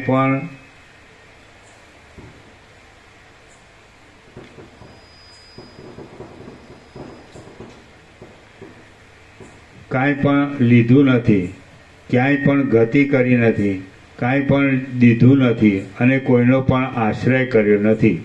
હવે તમે પોતપોતાના માર્ગે જાઓ. હે પ્યારા પ્રાણવાયુઓ, હું તમારાથી છૂટો પડીને જાઉં છું. હે સઘળા મન તથા ઇન્દ્રિયો આદિ સંબંધીઓ, આ સંસારના માર્ગમાં ભરતી પછી ઓટ હોય છે, ચડતી દશાઓના અંતે પડતી દશાઓ હોય છે અને સંયોગોના અંતે વિયોગો પણ હોય જ છે. આ મારી ચક્ષુ ઇન્દ્રિય સૂર્યના મંડળમાં પ્રવેશ કરો. ઘ્રાણ ઇન્દ્રિય પૃથ્વીમાં પ્રવેશ કરો. પ્રાણવાયુ ત્વચા, પ્રાણવાયુ ગતિવાળા વાયુમાં પ્રવેશ કરો. ક્ષોત્ર ઇન્દ્રિય આકાશમાં પ્રવેશ કરો અને રસ ઇન્દ્રિય રસના ઇન્દ્રિય જળમાં પ્રવેશ કરો. જેમ મંદરાચળ નીકળી જતા સમુદ્ર શાંત થયો હતો, જેમ સૂર્ય અસ્ત પામતા દિવસ શાંત થઈ જાય છે, જેમ શરદ ઋતુમાં મેઘ શાંત થાય છે, જેમ પ્રલયકાળમાં બ્રહ્માંડ શાંત થાય છે, જેમ લાકડા બળી જતા અગ્નિ શાંત થાય છે અને જેમ તેલ બળી જતા દીવો શાંત થાય છે, તેમ હું સઘળા સંકલ્પોથી રહિત થઈ ઓમકારની છેલ્લી અર્ધમાત્રાથી જ જણાતા પોતાના સ્વરૂપમાં પોતાથી શાંત થાવ છું. મારામાંથી સઘળા કાર્યોની પરંપરાઓ જતી રહી છે. મારી સ્થિતિ સઘળા દ્રશ્યોની દશાઓથી રહિત થઈ છે. મારી બુદ્ધિ લાંબા ઉચ્ચારેલા ઓમકારથી બ્રહ્મરંધ્રમાં જે શાંતિ થાય છે તેને અનુસરીને શાંત થઈ છે અને હું હવે અવશેષ રહેલા પ્રારબ્ધે ટકાવી રાખેલા અવિદ્યાના લેશથી પણ રહિત થઈને રહ્યો છું. શ્રી યોગ વાસિષ્ઠ મહારામાયણમાં ઉપશમ પ્રકરણનો ઇન્દ્રિય વર્ગ નિરાકરણોપદેશ નામનો સર્ગ 86મો સમાપ્ત. સર્ગ 87મો. વિથવ્ય મુનિ વિદેહ મુક્ત થયા. આ 87મા સર્ગમાં જે ક્રમથી ઓમકારના અંતનો આશ્રય કરીને વિથવ્ય મુનિ વિદેહ મુક્ત થયા તે ક્રમ કહેવામાં આવશે. વશિષ્ઠ બોલ્યા, હે રામ, પછી નીચેના ક્રમ પ્રમાણે ઊંચા સ્વરથી ઓમકારનું લાંબુ ઉચ્ચારણ કરતા એ વિથવ્ય મુનિ કલ્પનાઓરૂપી તૃષ્ણાઓની શાંતિના ક્રમથી છઠ્ઠી તથા સાતમી ભૂમિકાને પ્રાપ્ત થઈને પોતાના હૃદયમાં બ્રહ્મને પ્રાપ્ત થયા. સંન્યાસી થયેલા એ મુનિએ અકાર, ઉકાર, મકાર અને અર્ધમાત્રા એ ભેદોથી ઓમકારનું સ્મરણ કરવા માંડ્યું. બ્રહ્મમાં જગતના અધ્યારોપની રીતિથી અને અપવાદની રીતિથી બ્રહ્માંડની અંદર રહેલા અને સંકલ્પોના વિસ્તારથી જ કલ્પાયેલા બહારના તથા અંદરના સઘળા સ્થૂળ સૂક્ષ્મ ભાગોને ત્યજી દઈને અવિનાશી શુદ્ધ બ્રહ્મ સ્વરૂપનું અવલોકન કર્યું. અને જેમ પવન ગંધનો ત્યાગ કરી દે તેમ ઓમકારના લાંબા ઉચ્ચારણરૂપી તંતુની સાથે ઇન્દ્રિયોનો તથા શબ્દ આદિ તન્માત્રાઓનો ત્યાગ કરી દીધો. જેમ ચિંતામણી પોતાના સ્વરૂપમાં ક્ષોભ પામ્યા વિનાનો જ રહે છે, તેમ પોતાના સ્વરૂપમાં ક્ષોભ પામ્યા વિના રહેલા એ વિથવ્ય મુનિ પૂર્ણિમાના ચંદ્રની જેમ, ભ્રમણથી શાંત થયેલા મંદરાચળની જેમ, કુંભારના ઘરમાં ભ્રમણથી અટકાવેલા ચાકની જેમ અને પવન વિનાના સમુદ્રની જેમ શાંત, અચળ, વેગથી રહિત અને અત્યંત નિર્મળ દેખાવા લાગ્યા. જો શરદ ઋતુનું આકાશ તેજથી તથા અંધકારથી પણ રહિત હોય, સૂર્યથી, ચંદ્રથી તથા તારાઓથી પણ રહિત હોય અને ધુમાડાથી, વાદળાથી તથા રજથી પણ રહિત હોય, તો તે આકાશની એ મુનિને ઉપમા આપી શકાય. પછી જાણે આકાશમાં ઉઠ્યું હોય એવું અને સાક્ષીથી સ્ફુરવા લાગેલું કેવળ અંધારું જોતા તે મુનિએ જેમ સમજુ માણસ કોપના અંશને પણ છોડી દે તેમ તે અંધારાને છોડી દીધું. પછી તેજ દેખાવા લાગતા એ મુનિએ અડધી પળ સુધી વિચાર કરીને તે તેજને પણ છોડી દીધું.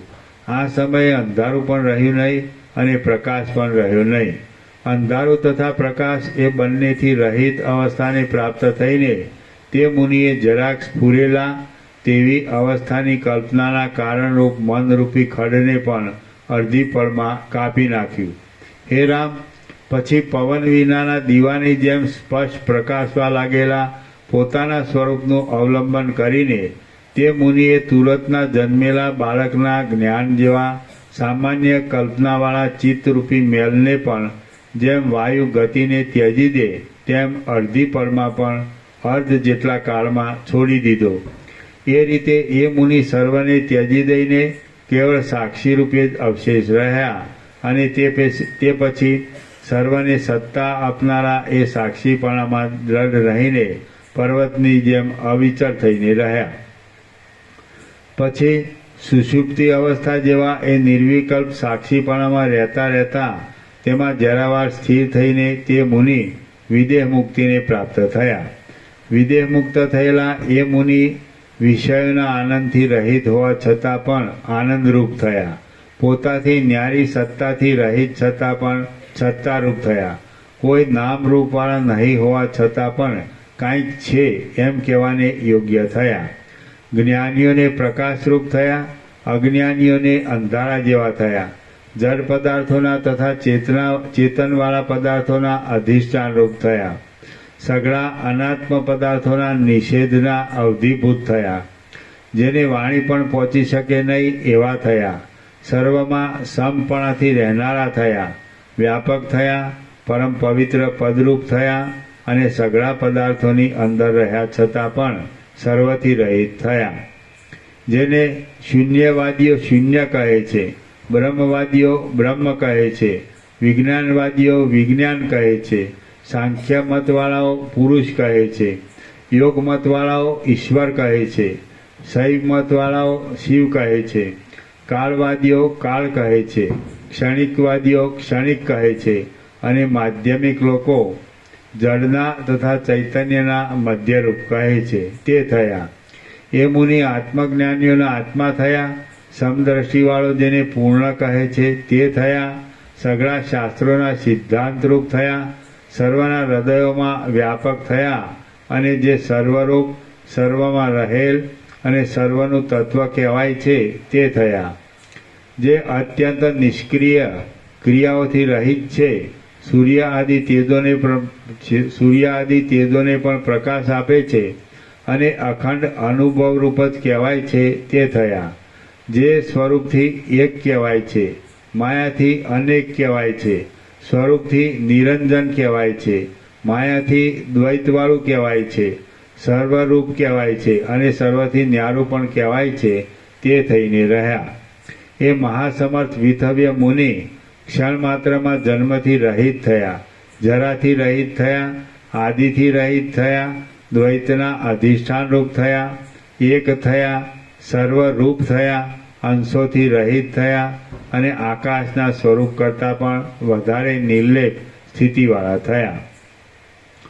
શ્રી યોગ વાસિષ્ઠ મહારામાયણમાં ઉપશમ પ્રકરણનો વિથવ્ય નિર્વાણોપદેશ નામનો સર્ગ 87મો સમાપ્ત. સર્ગ 88મો વૈદેહ મુક્તિ પછી પ્રાણાદિનો લય. આ 88મા સર્ગમાં વિથવ્ય મુક્ત થતાં તેમના પ્રાણનો હૃદયમાં જ લય થયો, તેમનું શરીર સુકાઈ ગયું અને બુદ્ધિ આદિ કળાઓ પોતપોતાના કારણોમાં લીન થઈ ગઈ એ કથા કહેવામાં આવશે. વશિષ્ઠ બોલ્યા, હે રામ, સંસાર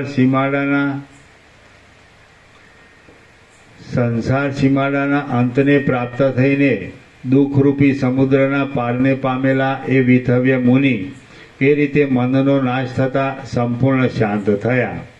જેમ જળનું બિંદુ સમુદ્રમાં સમુદ્ર રૂપે શાંત થાય છે, તેમ એ મુનિ પરિણામો વિનાના બ્રહ્મમાં બ્રહ્મરૂપે શાંત થઈ પરમ સુખ પામતા ગુફામાં સ્થિર થઈને બેઠેલો તેમનો દેહ અંદર રસ વિનાનો થઈને હેમંત ઋતુના કમળની પેઠે ગ્લાનિ પામ્યો.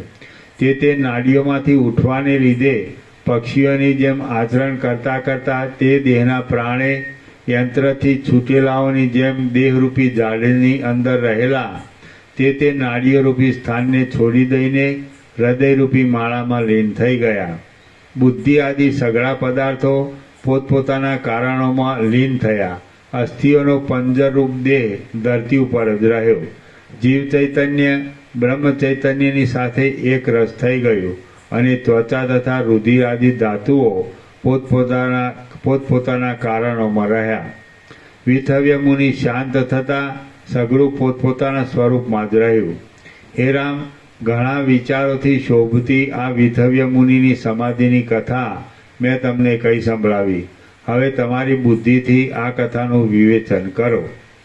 પોતાની વિચાર શક્તિથી વૃદ્ધિ પામેલી આવા પ્રકારની બુદ્ધિથી સારભૂત તત્વનું અવલોકન કરીને તેમાં જ રહો અને જીવનમુક્ત બનીને યોગ્ય વ્યવહારને નિભાવો. હે રામ, જે આ સઘળું મેં તમને કહ્યું, હમણાં જે કહું છું અને હવે પછી પણ જે કહીશ તે સઘળું હું કે જે ત્રિકાળદર્શી છું અને ચિરંજીવી છું તેણે સંપૂર્ણ રીતે વિચાર્યું છે અને સંપૂર્ણ રીતે પોતાથી અનુભવેલું છે. હે રામ, જે આ સઘળું મેં તમને કહ્યું, હમણાં જે કહું છું અને હવે પછી પણ જે કહીશ તે સઘળું હું કે જે ત્રિકાળદર્શી છું અને ચિરંજીવી છું તેણે સંપૂર્ણ રીતે વિચાર્યું છે અને સંપૂર્ણ રીતે પોતાથી અનુભવેલું છે. હે મોટી બુદ્ધિવાળા રામ, આ નિર્મળ વિચારનું અવલંબન કરીને ઉત્તમ જ્ઞાનને મેળવો, કેમ કે જ્ઞાનથી જ મુક્તિ મળે છે, જ્ઞાનથી જ દુઃખ દૂર થાય છે, જ્ઞાનથી જ અજ્ઞાનનો ક્ષય થાય છે અને જ્ઞાનથી જ પરમ સિદ્ધિ મળે છે. હે રામ, એ સઘળા લાભો જ્ઞાન વિના બીજા કોઈ સાધનથી મળતા નથી. મહામુનિ વિથવ્યે જ્ઞાનથી જ સઘળી આશાઓને સંપૂર્ણ રીતે કાપી નાખીને ચિત્તરૂપી સઘળા પર્વતને કાપી નાખ્યો હતો. વિથવ્યે પોતાના હૃદયમાં અનુભવેલા સંકલ્પમય જગતની અંદરના સૂર્યના પિંગલ નામના પાર્ષદે આ જગતની પૃથ્વીની અંદર રહેલા વિથવ્યના શરીરને બહાર કાઢવું એ કેમ સંભવે? સ્વપ્નની કોદાળીઓથી જાગ્રતની પૃથ્વી ખોદાવી સંભવે જ નહીં એવી શંકા રાખશો નહીં, કેમ કે વિથવ્યના જીવાત્માએ જે સંકલ્પમય જગતનો અનુભવ કર્યો હતો તે આ જગત હતું કે જે આપણા જોવામાં આવે છે. આપણી આંખોથી જોવામાં આવે એવા જે એ વિથવ્ય મુનિ હતા તે આપણું મન જ હતું, કેમ કે આપણું મન જ તું અને હું ઇત્યાદિ રૂપે દેખાય છે.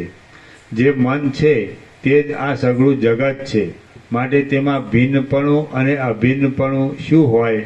હે રામ, અવિદ્યા આદિ સઘળા મળોથી, ઇન્દ્રિયોરૂપી વિકારોથી, ત્રણેય દેહરૂપી ઉપાધિઓથી તથા પ્રિય આદિના સંગોથી રહિત થયેલા પરમાર્થને પરિપૂર્ણ રીતે જાણી ચૂકેલા અને જેના રાગદ્વેષ આદિ દોષો ક્ષીણ થઈ ગયા હતા તથા શોક શાંત થઈ ગયો હતો એવા વિવેકી વિથવ્ય મુનિ લાંબા કાળ સુધી કરેલા શ્રવણ મનન આદિના અભ્યાસોથી પોતાના હૃદયમાં બિરાજતા પોતાના સ્વભાવરૂપ નિર્મળ પદને જ પ્રાપ્ત થયા.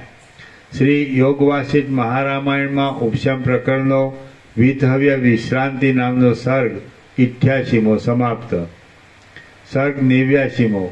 જ્ઞાનીઓના શરીરને હિંસક પ્રાણીઓ અડચણ કરતા નથી. આ 89મા સર્ગમાં જ્ઞાનીઓને સિદ્ધિઓની ઈચ્છા નહીં હોવાનું અને જ્ઞાનીઓના શરીરોને હિંસક પ્રાણીઓથી અડચણ નહીં થવાનું વર્ણન કરવામાં આવશે. વશિષ્ઠ બોલ્યા, હે રામ, તમે પણ વિથવ્યની જેમ અંતઃકરણમાં તત્વજ્ઞાન મેળવીને સર્વદા રાગથી, ભયથી અને ઉદ્વેગથી રહિત જ રહો. જેમ વિથવ્યે શોકને છોડી દઈને 30,000 વર્ષ સુધી સુખથી વિહાર કર્યો હતો તેમ તમે પણ શોક ત્યજી દઈને લાંબા કાળ સુધી સુખથી વિહાર કરો. હે મોટી બુદ્ધિવાળા રાજકુમાર, બીજા પણ મહાબુદ્ધિમાન તત્વજ્ઞ મુનિઓ જે રીતે રહ્યા હતા તે રીતે જ તમે તમારા દેશમાં રહો. હે રામ, આત્મા સર્વમાં રહેલો હોવા છતાં પણ કદી સુખ દુઃખોને વશ થતો નથી, માટે વૃથા શોક શા માટે કરો છો? આ પૃથ્વીમાં આત્માને જાણનારા ઘણા મહાત્માઓ વિહાર કરે છે, પણ તેઓ કાંઈ તમારી પેઠે દુઃખને વશ થતા નથી. હે રામ, તમે સમતાવાળા થાઓ, મનથી સર્વનો ત્યાગ કરનારા થાઓ, સ્વસ્થ થાઓ અને સુખી થાઓ. તમે સર્વમાં વ્યાપક છો, તમે જ આત્મા છો, તમને પુનર્જન્મ છે જ નહીં. જેમ સિંહો મયુરોને વશ થાય નહીં તેમ તમારા જેવા જીવનમુક્ત પુરુષો કદી પણ હર્ષના કે ક્રોધના વિકારોને વશ થાય નહીં. રામ બોલ્યા, મને આ કથાના પ્રસંગમાં જ એક સંશય ઉત્પન્ન થયો છે. જેમ શરદ ઋતુનો સમય મેઘને ટાળી નાખે છે, તેમ આપ એ મારા સંશયને ટાળી નાખો. એ આત્મવેત્તાઓમાં ઉત્તમ એ સંશય એ છે કે જીવનમુક્ત થયેલા તત્વવેત્તાઓને આકાશમાં ગતિ કરવી વગેરે સિદ્ધિઓ કેમ થતી નથી, અને થતી હોય તો કેમ જોવામાં આવતી નથી? વશિષ્ઠ બોલ્યા, હે રામ, આકાશમાં ગમન કરવું વગેરે જે સિદ્ધિઓ છે તે દેવતાઓની સ્વાભાવિક જ છે, એમ પ્રમાણોથી સિદ્ધ થયું છે. જે વિચિત્ર કથાઓનો સમૂહ જોવામાં આવે છે તે ઘણું કરીને તે યોનિઓનો સ્વભાવ જ છે એમ જણાય છે. જુઓ કે આપણે મચ્છરોને આકાશમાં ઉડતા જોઈએ છીએ, તો એ આકાશમાં ઉડવું એ મચ્છરની જાતિનો સ્વભાવ છે. આત્મવેત્તાઓને આવી સિદ્ધિઓની ઈચ્છા જ હોતી નથી.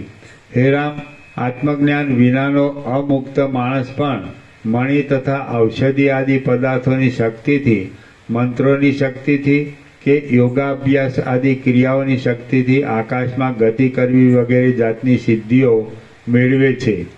કીડીઓ પણ ગ્રીષ્મ ઋતુના અંતરૂપ કાળની શક્તિથી પોતાને પાંખો આવતા આકાશમાં ઉડી શકે છે. આ પ્રમાણે સિદ્ધિઓ તુચ્છ પદાર્થો જ છે, માટે આત્મજ્ઞાનીને તેમની ઈચ્છા થવી સંભવે જ નહીં. આત્મજ્ઞાની પુરુષ પોતાને બ્રહ્મ તત્વ પ્રાપ્ત થયેલું હોવાને લીધે પોતાથી પોતામાં તૃપ્ત હોય છે, માટે તે પુરુષ અજ્ઞાનથી કલ્પેલી સિદ્ધિઓરૂપી તુચ્છ ફળોને ઈચ્છે જ નહીં અને અનુસરે જ નહીં. જગત સંબંધી જે પદાર્થો છે તે સગળા પદાર્થો અવિદ્યામય જ છે, માટે જેણે અવિદ્યા છોડી દીધેલી છે એવો આત્મવેત્તા પુરુષ એ પદાર્થોમાં કેમ જ આસક્ત થાય? જેઓ અવિદ્યાને પણ સુખરૂપ ગણીને મંત્ર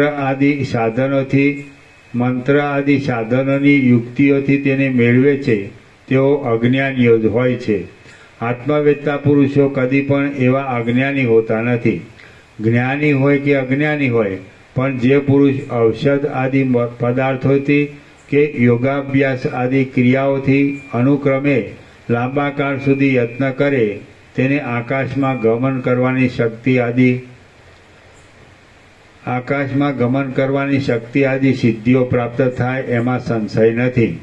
પરંતુ જ્ઞાની પુરુષ તો સર્વ જગતથી ન્યારો થયેલો, તૃષ્ણાઓ વિનાનો અને પોતામાં સંતોષ પામેલો હોય છે, માટે તે સિદ્ધિઓને માટે યત્ન કરતો નથી અને સિદ્ધિઓની ઈચ્છા પણ કરતો નથી.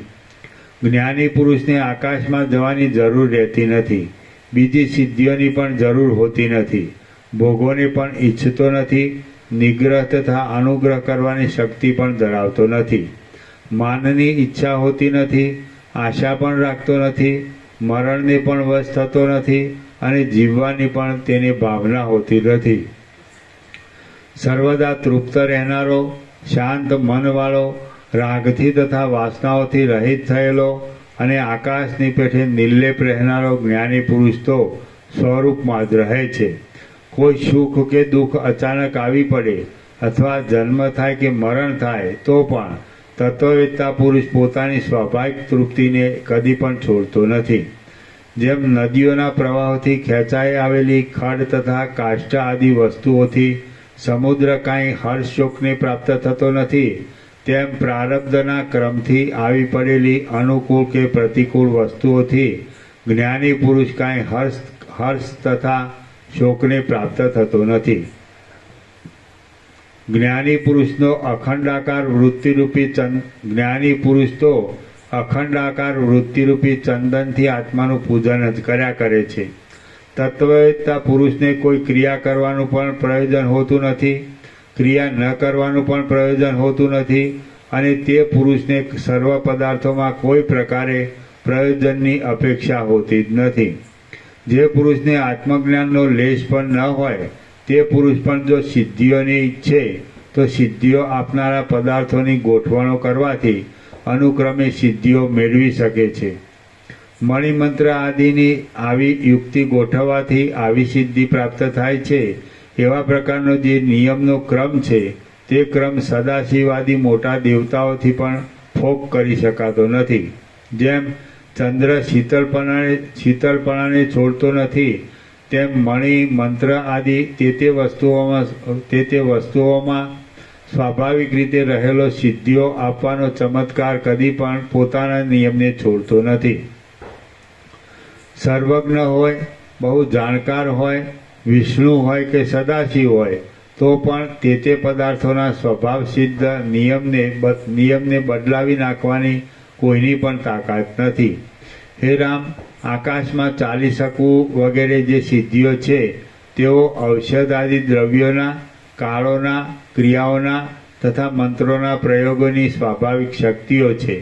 જેમ ઝેર સ્વાભાવિક રીતે મારી જ નાખે છે, મદ્ય સ્વાભાવિક રીતે મદને જ ઉત્પન્ન કરે છે અને અથાણાનો રસ તથા મીંઢણો સ્વાભાવિક રીતે ઉલટી કરાવે છે, તેમ કુશળ પુરુષોએ યુક્તિઓથી ગોઠવેલા દ્રવ્યોના, કાળોના તથા ક્રિયાઓના ક્રમો સ્વાભાવિક રીતે તે સિદ્ધિઓને અવશ્ય આપે છે. હે રામ, આત્મજ્ઞાન કે જે એ દ્રવ્યોના, કાળોના તથા ક્રિયાઓના ક્રમરૂપ અવિદ્યાના વિષયથી અલગ છે અને અવિદ્યાનો બાદ કરનારું છે, તે એ આકાશમાં જવાની શક્તિ આદિ સિદ્ધિઓને આપનાર પણ નથી અને તે સિદ્ધિઓને ટાળી નાખનાર પણ નથી. દ્રવ્ય, દેશ, કાળ કે યુક્તિઓમાંનું કોઈ પણ પરમાત્માની પદવીની પ્રાપ્તિમાં કાંઈ પણ સહાય કરી શકતું નથી. જે પુરુષને કોઈ પ્રકારની ઈચ્છા હોય તે પુરુષ જ સિદ્ધિ મેળવવાનો યત્ન કરે છે, પણ આત્મજ્ઞાની તો પૂર્ણ જ હોય છે, માટે તેને કોઈ પદાર્થમાં ક્યાંય પણ ઈચ્છા જ હોતી નથી કે જે ઈચ્છાથી સિદ્ધિ મેળવવા માટે યત્ન કરે. આત્માના લાભનો ઉદય સઘળી ઈચ્છાઓની ઝાડની બિલકુલ શાંતિ થાય ત્યારે જ થાય છે. માટે આત્મજ્ઞાની પુરુષને તે લાભથી વિરુદ્ધ ઈચ્છા કેમ થાય અને શા માટે થાય? તત્વવેત્તા પુરુષ પોતે ઈચ્છા વિનાનો છતાં પણ જો કૌતુકથી સિદ્ધિઓ મેળવવાનો યત્ન કરે તો તેને પણ સિદ્ધિઓ અવશ્ય પ્રાપ્ત થાય છે.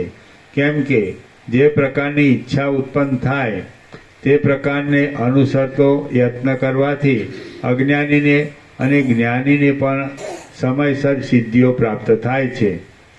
વિથવ્ય મુનિને કેવળ જ્ઞાનની જ ઈચ્છા હતી, તેથી તેની સિદ્ધિઓને માટે કાંઈ યત્ન કર્યો જ ન હતો, પણ જ્ઞાનના અભ્યાસને માટે જ વનમાં યત્ન કર્યો હતો કે જે યત્નનું વર્ણન મેં તમને કંઈ સંભળાવ્યું છે.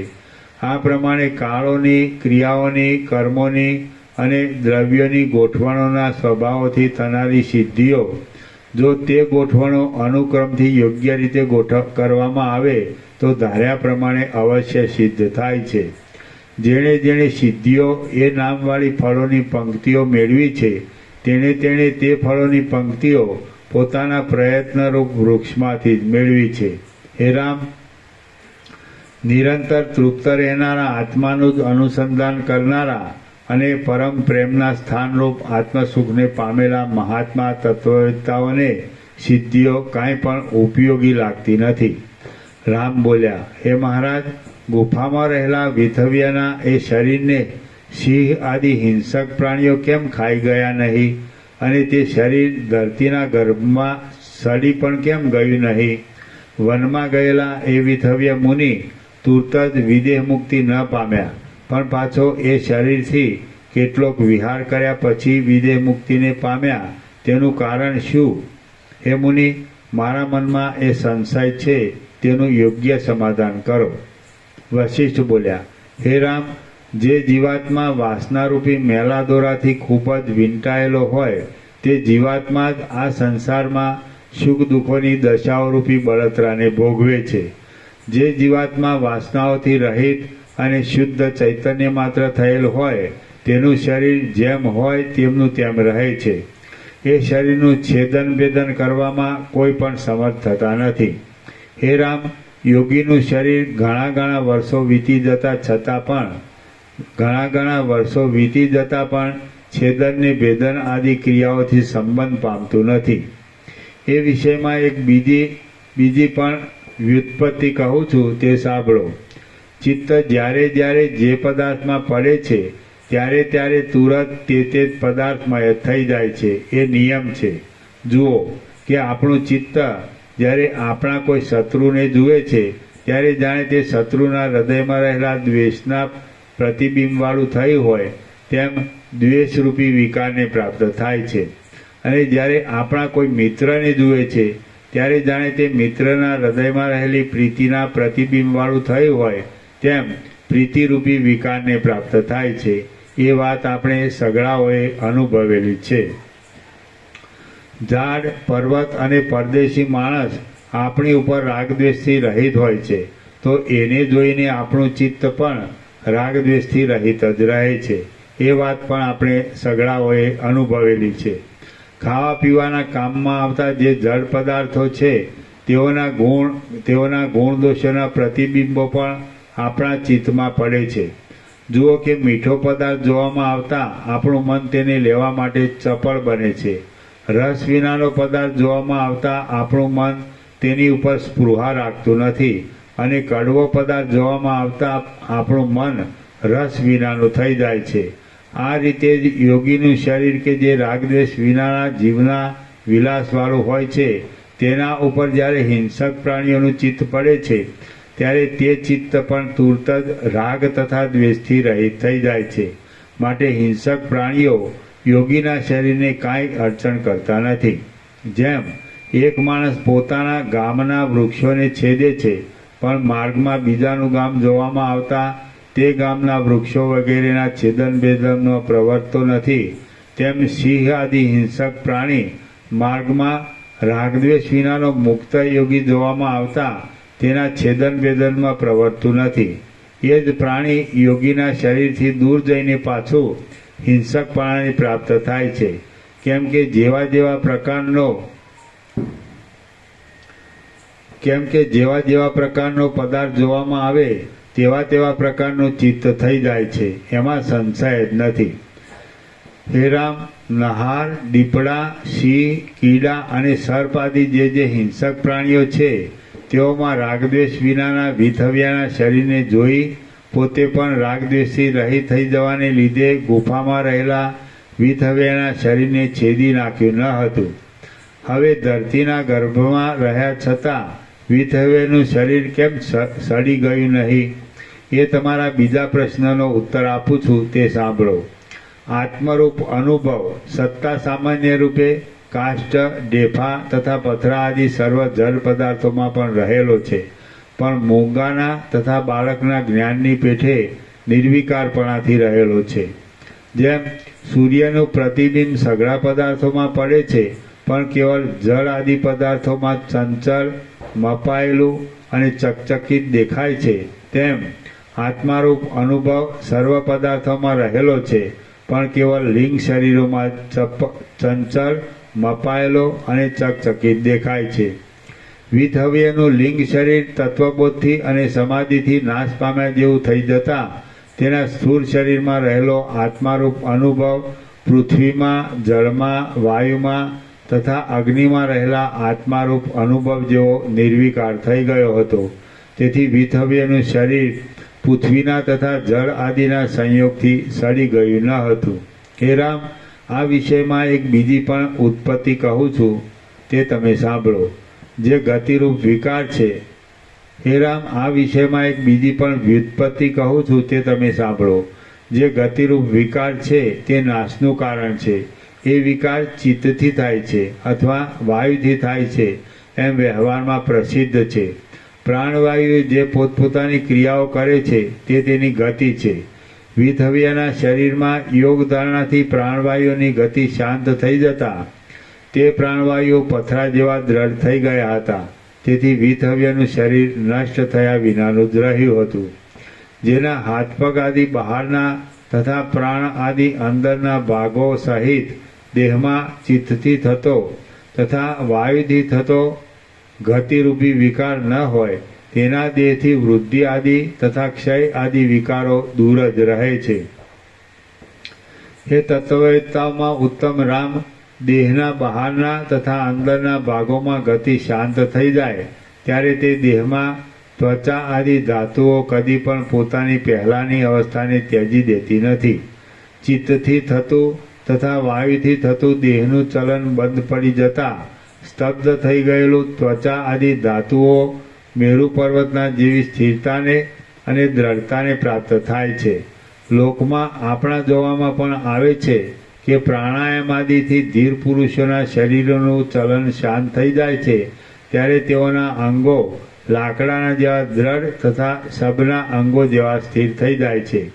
હે રામ, આ કારણને લીધે યોગીઓના શરીરો હજારો વર્ષ સુધી વાદળાઓની પેઠે જળના સંબંધમાં રહેતા છતાં પણ સડી જતા નથી અને પૃથ્વીની અંદર રહેલી શિલાઓની જેમ પૃથ્વીના સંબંધમાં રહેતા છતાં પણ વિંખાઈ જતા નથી. હવે બ્રહ્મ વિદ્યાના ઉપાયો જાણનારાઓમાં ઉત્તમ અને તત્વવેતા વિધવ્ય મુનિ તે સમયે દેહનો ત્યાગ કરી વિદેહમુક્ત કેમ ન થયા એ તમારા ત્રીજા પ્રશ્નનો ઉત્તર આપું છું, તે તમે સાંભળો. રાગથી રહિત થયેલા, બ્રહ્મને પરિપૂર્ણ રીતે જાણી ચૂકેલા અને જેનું દેહાભિમાન તૂટી ગયું હોય એવા જે મહાત્માઓ હોય છે તેઓ સગળા પોતાના દેહમાં સ્વતંત્ર જ રહે છે. એ મહાત્માઓનો જીવાત્મા જ્યારે અવશેષ રહેલા પ્રારબ્ધને ભોગવવાને માટે પ્રવૃત્ત થાય છે ત્યારે જીવન મુક્ત થયા પહેલાં કે પછી કરવામાં આવેલા કર્મો અથવા વાસના અથવા ઈશ્વર એમાંથી કોઈ પણ તેને અટકાવવાને સમર્થ થતું નથી. હે રામ, માટે તત્વવેતાઓનો જીવાત્મા પ્રારબ્ધના અવશેષ રહેલા ભોગોને જ્યારે અકસ્માત ભોગવવા ધારે છે ત્યારે જે ઈચ્છે તે તુરત કરી શકે છે. વિથવ્યાના જીવાત્માએ કાકતાલીયની રીતિથી તે સમયે જીવવાનું ધાર્યું હતું, તેથી તેણે જીવનને તુરત દ્રઢ કરી લીધું હતું. જ્યારે પ્રારબ્ધના ભોગ પૂરા થઈ રહેતા તેમના જીવાત્માએ વિદેહ મુક્તિની ભાવના કરી ત્યારે તે જીવાત્મા વિદેહ મુક્ત થઈ ગયો, કેમ કે તેની સ્થિતિ સ્વતંત્ર હતી. વાસનાઓથી તથા પાશોથી રહિત થયેલો અને વાસ્તવિક આત્મ સ્વભાવથી પ્રકાશિત થયેલો જીવાત્મા જે ઈચ્છે છે તે ક્ષણ માત્રમાં થાય છે, કેમ કે જીવાત્મા પોતે સર્વ શક્તિઓથી સંપન્ન પરમાત્મા થયેલો હોય છે. શ્રી યોગ વાસિષ્ઠ મહારામાયણમાં ઉપશમ પ્રકરણનો સદવિલાસ વિચાર યોગોપદેશ નામનો સર્ગ 89મો સમાપ્ત. Thank you.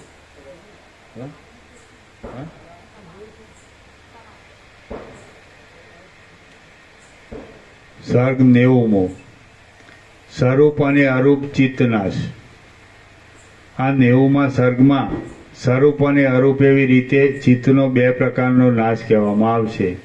સ્વરૂપ અને અરૂપ ચિત્તનાશ. વશિષ્ઠ બોલ્યા, હે રામ, જ્યારે વિચારથી ચિત્તનો લગભગ નાશ થયો ત્યારે વિધવ્ય મુનિને મૈત્રી આદિ ગુણો પ્રાપ્ત થયા હતા. રામ બોલ્યા, હે મહારાજ, વિચારના ઉદયથી ચિત્તનું સ્વરૂપ લગભગ નાશ પામ્યા પછી વિધવ્ય મુનિને મૈત્રી આદિ ગુણો પ્રાપ્ત થયા હતા, તે આપે શું કહ્યું?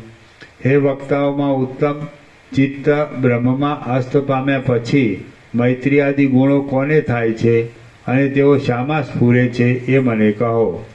એ ગુણો નાશ પામેલા ચિત્તને થાય છે કે અધિષ્ઠાનને થાય છે અને જીવમાં સ્ફુરે છે કે પરમાત્મામાં સ્ફુરે છે? ઝાંઝવાના પાણીની નદી નાશ પામ્યા પછી શીતળતા આદિ ગુણો એ નદીને થવા પણ સંભવતા નથી અને નિર્જળ ભૂમિને પણ થવા સંભવતા નથી. એ ગુણોનું જેમાં સ્ફુરણ થાય એવું પણ કાંઈ સંભવતું નથી. વશિષ્ઠ બોલ્યા, હે રામ, એક સ્વરૂપ અને બીજો અરૂપ એવી રીતે ચિત્તનો નાશ બે પ્રકારનો છે. જીવન મુક્તિથી ચિત્તનો જે નાશ થાય છે તે સ્વરૂપ ચિત્તના કાંઈક પ્રતિભાસવાળો થાય છે અને વિદેહ મુક્તિથી ચિત્તનો જે નાશ થાય છે તે અરૂપ ચિત્તના લેશ માત્ર પ્રતિભાસથી રહિત થાય છે. આ સંસારમાં ચિત્તનું હોવું દુઃખ આપનારું જ છે અને ચિત્તનો નાશ સુખ આપનારો થાય છે. ચિત્તની સત્તાનો ક્ષય કરીને ચિત્તનો નાશ કરી નાખવો જોઈએ. જે ચિત્ત અજ્ઞાનથી ઉત્પન્ન થયેલી વાસનાઓની જાળોથી વ્યાપ્ત હોવાને લીધે પુનર્જન્મનું કારણ થઈ પડે એવું હોય તે ચિત્તને સત્તાવાળું સમજો. એ સત્તાવાળું ચિત્ત કેવળ દુઃખદાયી જ છે. અનાદિકાળના અધ્યાસથી પ્રાપ્ત થયેલા દેહાદિકના ધર્મોને જે ચિત્ત મારા છે એમ માની લે તે ચિત્તને સત્તાવાળું સમજવું. સત્તાવાળું ચિત્ત જ અજ્ઞાની, દુઃખિત અને જીવ કહેવાય છે. જ્યાં સુધી ચિત્તની સત્તા હોય ત્યાં સુધી દુઃખનો ક્ષય ક્યાંથી જ થાય? ચિત્ત અસ્ત પામે ત્યારે સંસાર અસ્ત પામે છે. અજ્ઞાની પુરુષનું ચિત્ત વાસનાઓની જાળોથી અત્યંત દ્રઢતાને પ્રાપ્ત થયેલું હોવાને લીધે ખસેડી શકાય એવું હોતું નથી. માટે તે ચિત્ત દુઃખરૂપી વૃક્ષોના મૂળ રૂપ છે. એ સત્તાવાળું ચિત્ત દુઃખરૂપી વૃક્ષોના ઘણા ઘણા અંકુરોને ઉત્પન્ન કરે છે. રામ બોલ્યા, હે મહારાજ, કોના ચિત્તને નષ્ટ થયેલું ન સમજવું? નષ્ટ થયેલું ચિત્ત કેવું હોય છે? ચિત્તનો નાશ કેવા પ્રકારનો થાય છે? અને ચિત્તની સ્થિતિ શાથી રહે છે? વશિષ્ઠ બોલ્યા, હે રામ, એ પૂછી જાણનારાઓમાં ઉત્તમ ચિત્તની સ્થિતિ અજ્ઞાનથી થતી વાસનાઓની જાળોથી રહે છે એ હું કહી ચૂક્યો છું. હવે ચિત્તના નાશ વિશે કહું છું તે સાંભળો. જેમ પર્વતને શ્વાસના પવનો ડોલાવી શકતા નથી, જેમ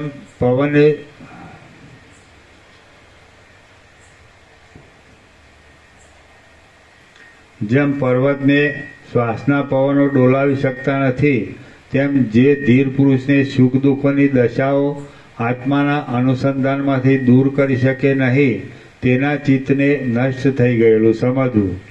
આ સાત વ્યતનો દેહ હું છું અને દેહથી ન્યારું જે સર્વ છે તે હું નથી, એવી રીતની ભાવના જે પુરુષને નીચ ન કરી નાખે તેનું ચિત્ત નષ્ટ થઈ ગયેલું કહેવાય છે.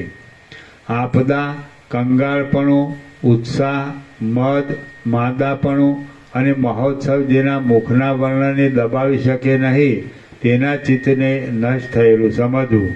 હે રામ, ચિત્તનો નાશ આવા પ્રકારનો સમજવો.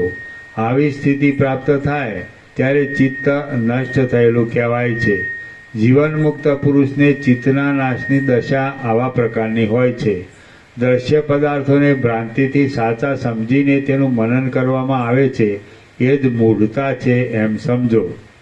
એ મૂઢતા જ્યારે નષ્ટ થઈ જાય ત્યારે ચિત્તનાશ એ નામ ધરાવનારો ઉત્તમ સ્વભાવ ઉદય પામે છે.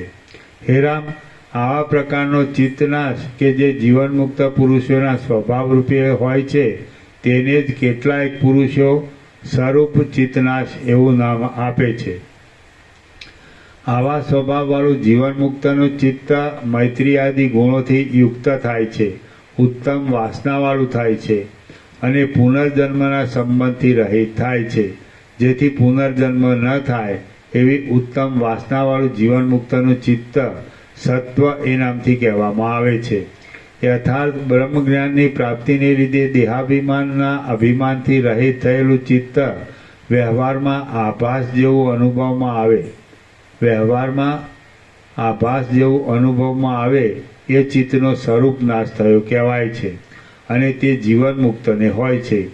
જીવન મુક્તના આવી રીતે સ્વરૂપ નાશને પ્રાપ્ત થયેલા ચિત્તમાં જેમ ચંદ્રમાં સ્વચ્છ કાંતિએ રહે છે તેમ સ્વચ્છ મૈત્રી આદિ સંપત્તિઓ સર્વદા સર્વ પ્રકારની રહે છે.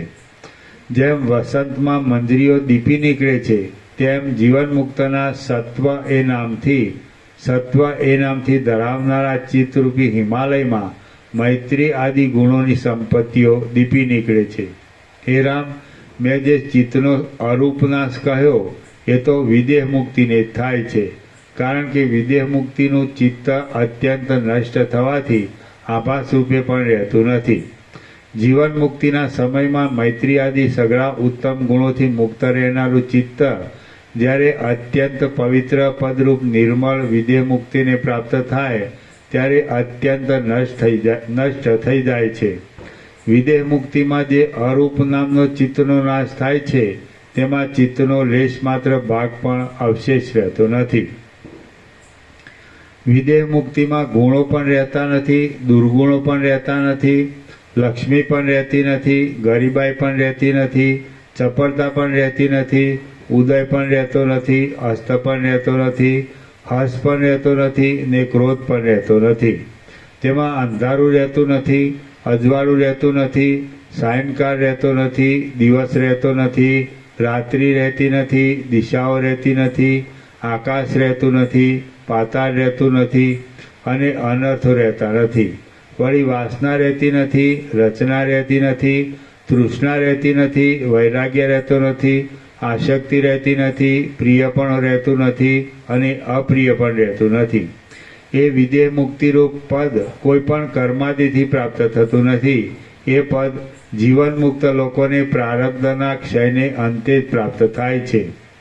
જો શરદ ઋતુનું સ્વચ્છ આકાશ અંધકારથી પણ રહિત હોય, તેજથી પણ રહિત હોય, તારાઓથી પણ રહિત હોય, ચંદ્રથી પણ રહિત હોય, સૂર્યથી પણ રહિત હોય, વાયુથી પણ રહિત હોય, સંધ્યાથી પણ રહિત હોય, રજથી પણ રહિત હોય અને કોઈ જાતના ધબકારાથી પણ રહિત હોય તો તેની ઉપમા વિદેહ મુક્તિના પદને આપી શકાય.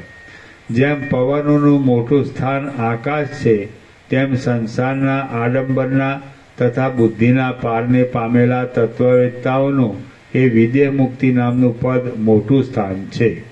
એ પદ કે જે દુઃખોથી અત્યંત રહિત છે, ચેતન હોવા છતાં પણ ક્રિયાઓથી રહિત છે, આનંદરૂપ છે અને રજોગુણથી, તમોગુણથી તથા સત્વગુણથી પણ રહિત છે. તેમાં ચિત્તના અંશથી પણ અત્યંત રહિત થયેલા અને બ્રહ્મ સ્વરૂપને પામેલા મહાત્મા વિદેહમુક્ત પુરુષો જ વસે છે. શ્રી યોગવાસિષ્ઠ મહારામાયણમાં ઉપશમ પ્રકરણનો ચિત્ત વિચાર યોગોપદેશ નામનો સર્ગ 90મો સમાપ્ત. ઓમ ઓમ ઓમ. આના નંબર 789. પ્રસાદ આપી દે.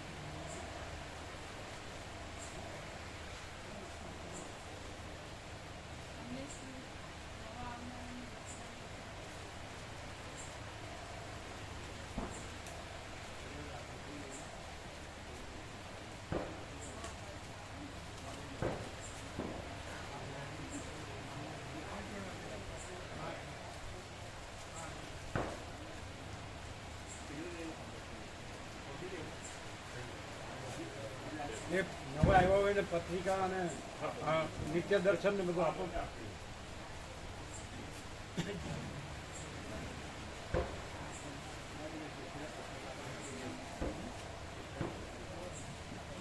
હે બોલના सबको है मोटा अंबाजी नो प्रसाद है सर बोलते हैं ना अरे क्या आया है ना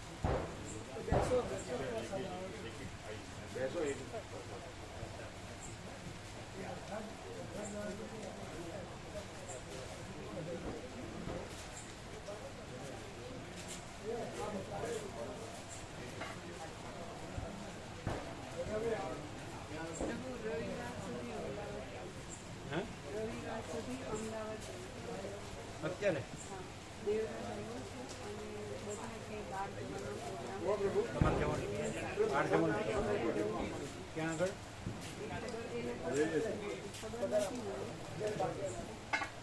એટલે અત્યારે જવાનું રવિવાર સુધી હા અને પછી રવિવાર સુધી તમારે એની સાથે રહે સોમવારે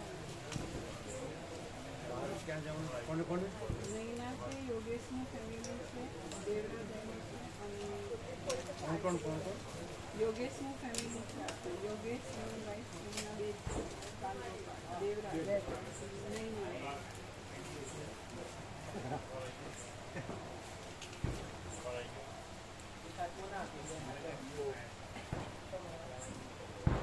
happy Diwali happy new year સૌને નૂતન અભિનંદન બધા આનંદ મંગળ હા બધા તબિયત સારી બધા સારી જગદીશ બીજા બોલ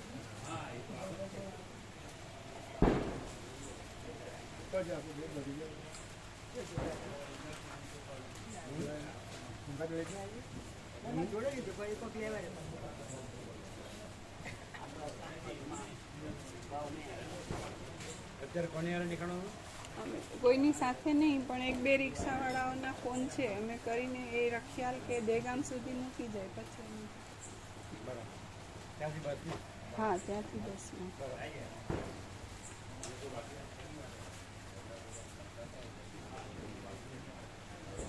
ગોવા જવું નથી ગોવા ના ગોવા નથી જવાનું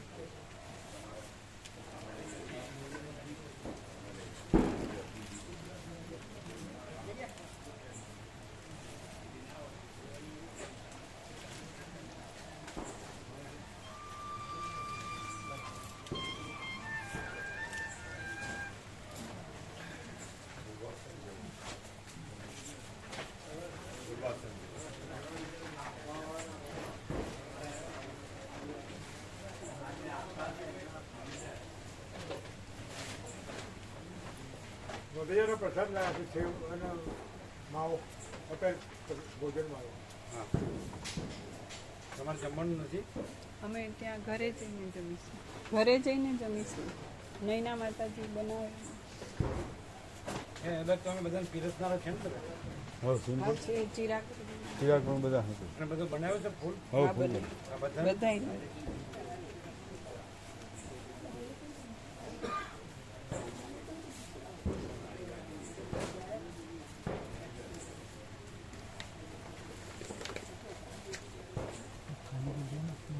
कर दिया है ये खाली कर दिया 21 तारीख की है वो नहीं हुई है ट्रांसफ़र नहीं हो पाई थी हाँ लैपटॉप इधर ही है પછી આમ કઈ વિવેક થયો કઈ સામાન્ય સામાન્ય વાત છે. अक्टूबर 2025 ખરેખર શું છે શું રહેવું જોઈએ અને લાભ લેવો એ બીજું કાંઈ નથી બીજું કાંઈ કરવા કરો તો કાંઈ નથી અને આ ન કરો તો આ જ છે હા અને બીજું કરો તો એ કાંઈ નથી એવું કાંઈ કોઈ વિવેક થયો છે? કેમ ગોવા પ્રવેશ કર્યો તો તમે હતા ને એવું એ તો બોલ્યા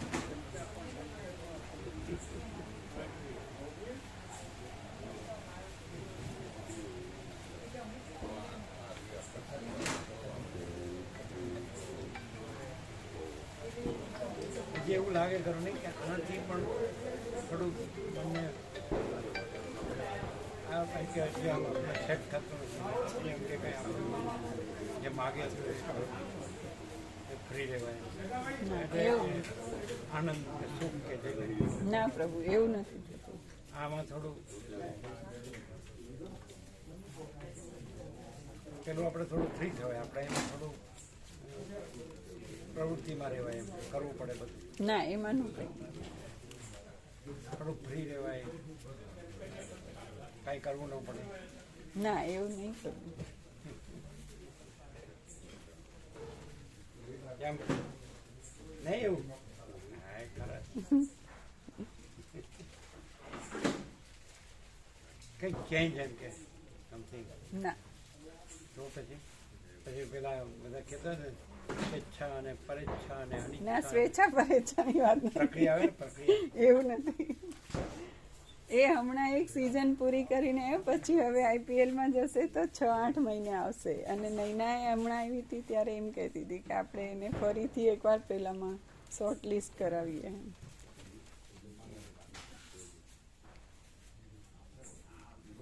બધાને પીરસો છો ને ફૂલ? બધું છે ને ફૂલ? જોઈ લીધું?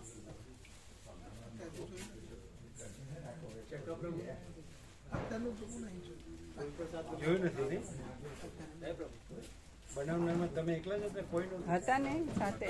કઢી પ્રસાદ તો તમે અને ખીચડી પ્રસાદ ફરીથી બનાવ્યો, બીજો બનાવ્યો. એમણે નથી જોયું પણ અમને તો ખબર છે. હા, ફૂલ બનાવ્યું છે. રોટલી રોટલા બધું ફૂલ. ખીચડી ફરીથી બનાવી. હા, ફૂલ છે બધું? હા ફૂલ છે ફૂલ. અને ગોળ છે, અથાણું છે, બધું છે ને? હા છે. હા, ચાલે. જે હોય તે બધું આપવાનું. ના બનાવી દીધો, સાથે જ બનાવી દીધો તરત જ વધારે બનાવી દીધો હતો પછી. અને પછી દિવાળીની બધી વસ્તુ હોય ને, છે. મઠિયા છે અને પેલા ચોળાફળી છે અને થોડા ગાંઠિયા છે ને પૂરી છે. બપોરનું પૂરી પ્રસાદ બધું બધાને આપજો. ફૂલ.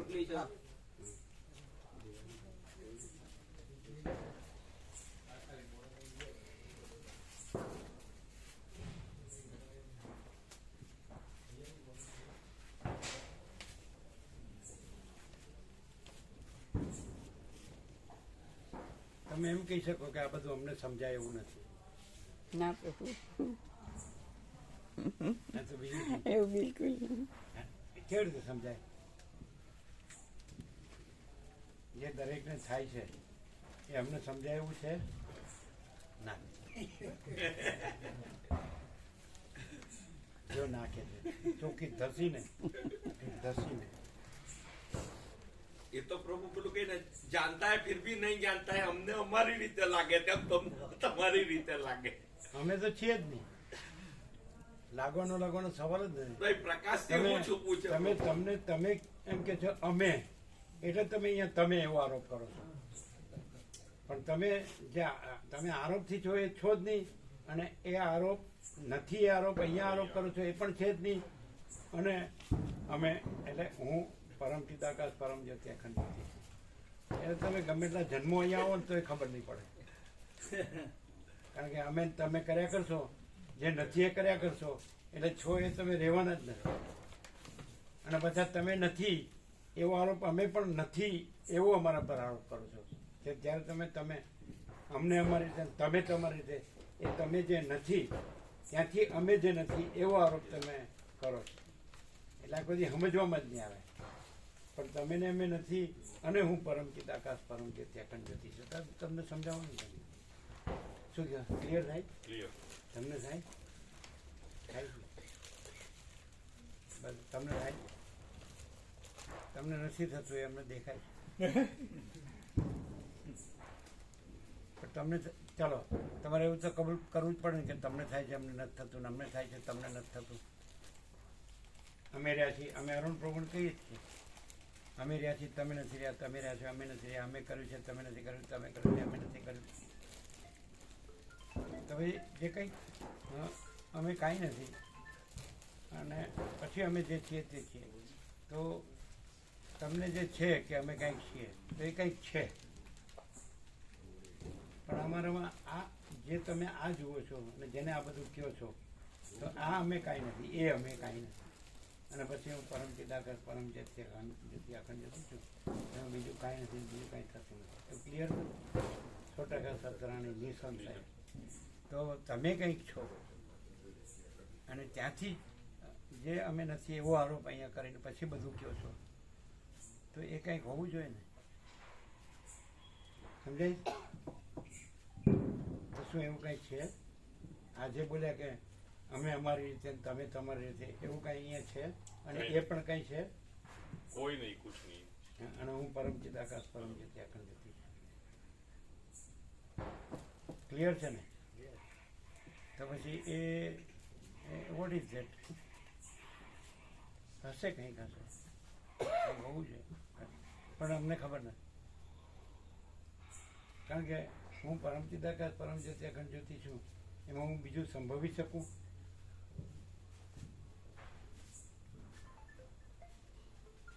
પાછું કાંઈ નથી એવું બીજું કાંઈ હોય તો એમને અમારે એનું સમાધાનની જરૂર નથી, પણ એનો કાંઈ સમાધાન આપી શકો. તો એનો અર્થ એમ કે આ કાંઈ નથી. જો હું પરમચિદાકાશ પરમજ્યોતિ અખંડ જ્યોતિ છું, એમાં કાંઈ નથી એવું બીજું કાંઈ હોય તો એને માટે આ કાંઈ નથી. હું પરમચિદાકાશ પરમજ્યોતિ અખંડ જ્યોતિ છું એ કાંઈ નથી. નહીં સમજાય. આ કાંઈ લોજિક નથી, આ તો સત્ય છે. હે કીધું જ છે અને સત્ય છે ને. તો એનો અર્થ કે હું પરમચિદાકાશ પરમજ્યોતિ અખંડ જ્યોતિ છું, એમાં જે કાંઈ નથી એને માટે એ હું સત્ય નથી, પણ ખાલી શબ્દ જ છું. બે તો ન હોઈ શકે ને, બે સત્ય ન હોઈ શકે.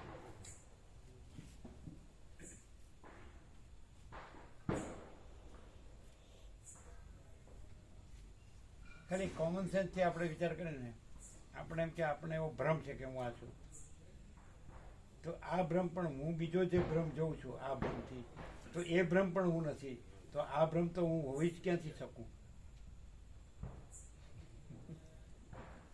આ તો સમજાય નહીં એવું. આમ ઠીક છે, તમે ઇન્ટેલેક્ચ્યુઅલી તમારી રીતે તમે છો, પણ બરાબર. એટલે એવી રીતે ખરેખર જે છે એ આનંદ અને શાંતિ અનુભવ હશે, જે કાંઈ નથી એ રહીને, એ ભ્રમ રહીને નહીં, અને બધું કરીને. શક્ય જ નથી. હે શક્ય જ નથી. ચાલો કઈ વાંધો. વસીટ કે છે એ પ્રમાણે કોઈ બીજે જન્મે ઓળખે, ઉતાવળ શું છે? વાસના રહી હશે ત્યાં સુધી, જ્યાં સુધી મુક્તિ છે નહીં, પણ ભ્રમ સાપેક્ષ, જ્યાં સુધી મુક્તિ ન થાય ત્યાં સુધી તો જન્મ મૃત્યુ, આ જન્મ મરણના ફેરા, એવું ભલે ભ્રમનું જ કીધું છે, કાંઈ નથી એવા ભ્રમ, પણ જ્યાં જે ભ્રમ છે એમાં તો એવું બધું છે જ ને, પણ નથી એવું તત્વ સ્વરૂપમાં એ નથી, અને તો તત્વ ઓળખ્યું નથી. ચલો અહીં આ એક ભ્રમ છે, તમારી ભ્રમ દ્રષ્ટિમાં એક ભ્રમ છે કે આ છે, અને એને હું આ કહું છું કે હું આવું છું વિચારું છું, તો આ એક ભ્રમ છે. આ ભ્રમને એમ કયો, આ ભ્રમને એમ કયો કે તમે જે સાચો હું છે, સમજે છે, એનાથી જરાક પણ વિખૂટા પડો.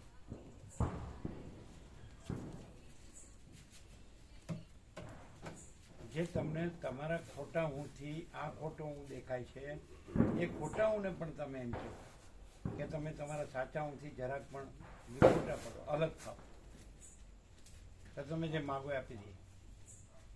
આ તો તમારી દ્રષ્ટિ છે દ્વૈતની કે આ એક ખોટો હું ને એક સાચો હું, પણ સાચો હું જ છે ને ખોટો હું છે જ નહીં.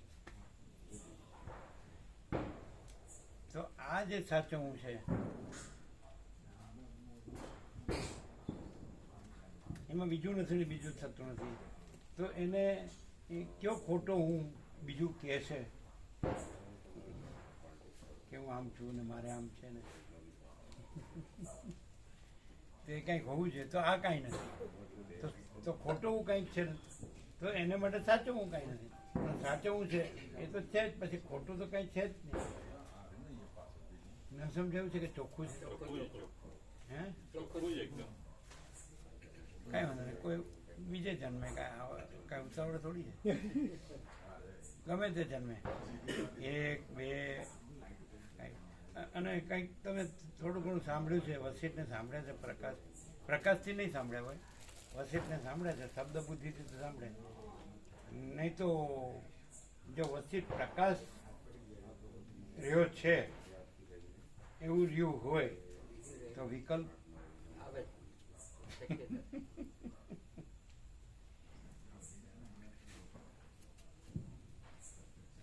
તો એ તમે જશો કે ટ્રેનમાં જશો ને?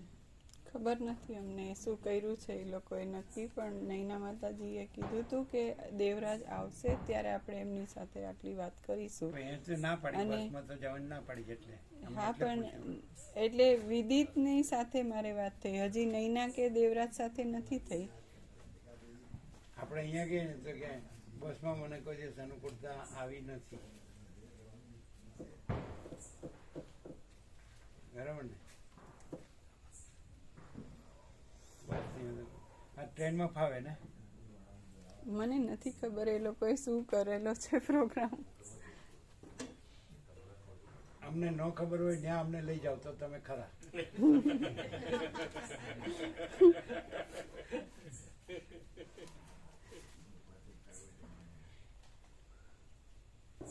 અને તમને ન ખબર એવી જગ્યાએ અમે તમને લઈ જઈએ તો પણ તમે નથી ન રહ્યો, તમે સોય જ રહ્યો.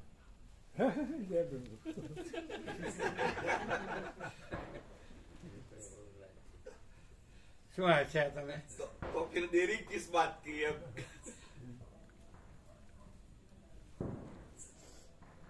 કૈલાસની યાત્રા પ્રભુએ માલામાલ કરાવી અમને તો જોરદાર. 94. 93 માં નિકોરા ગયા, 92 માં અમરનાથ ગયા, હા 93 માં નિકોરા ગયા, તો 94 માં કૈલાસ માનસરોવર ગયા, કૈલાસ મંદિર.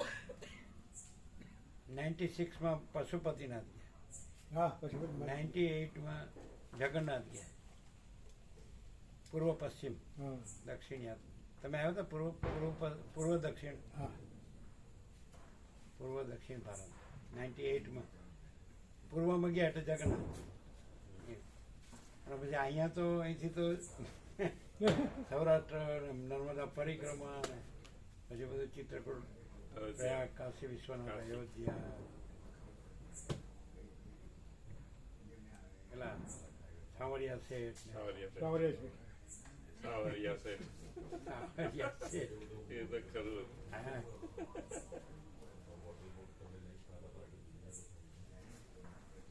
સાવરિયા શેઠ અને શામળાજી. સાંભળાય. અને હવે દક્ષિણ ભારત.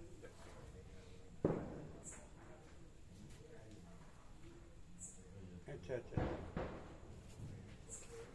હવે કેટલા વાગે તમે પહોંચશો અને કેટલા વાગે જમશો ઘરે જઈને? સારું, ચાલો. અને એવું ખરું પાછું આપણે ન પૂછાય નહીં, કારણ કે અહીંયા રહ્યા તો ઘરે પણ આમ ઘણા એવું માનતા છે કે વાર તહેવાર પર ઘરે રહેવું જોઈએ. તો બેસતું વર્ષ છે એ રીતે ઘરે એટેન્ડ કરે ને એ બરાબર, એટલું વ્યાજબી છે. વ્યવહારે વાત છે આ. દિવાળી તો એટેન્ડ ન થઈ, પણ બેસતું વર્ષ તો છેલ્લામાં છેલ્લું. આમ કેટલા ચોઘડિયા ઉધી હશે બેસતું વર્ષ? રાત્રે સવારે 6 વાગ્યા સુધી પહોંચે. આ બેસતું વર્ષ ક્યાં સુધી પહોંચે છે? એટલે એમ વાળો તો સૂર્ય ઉદય.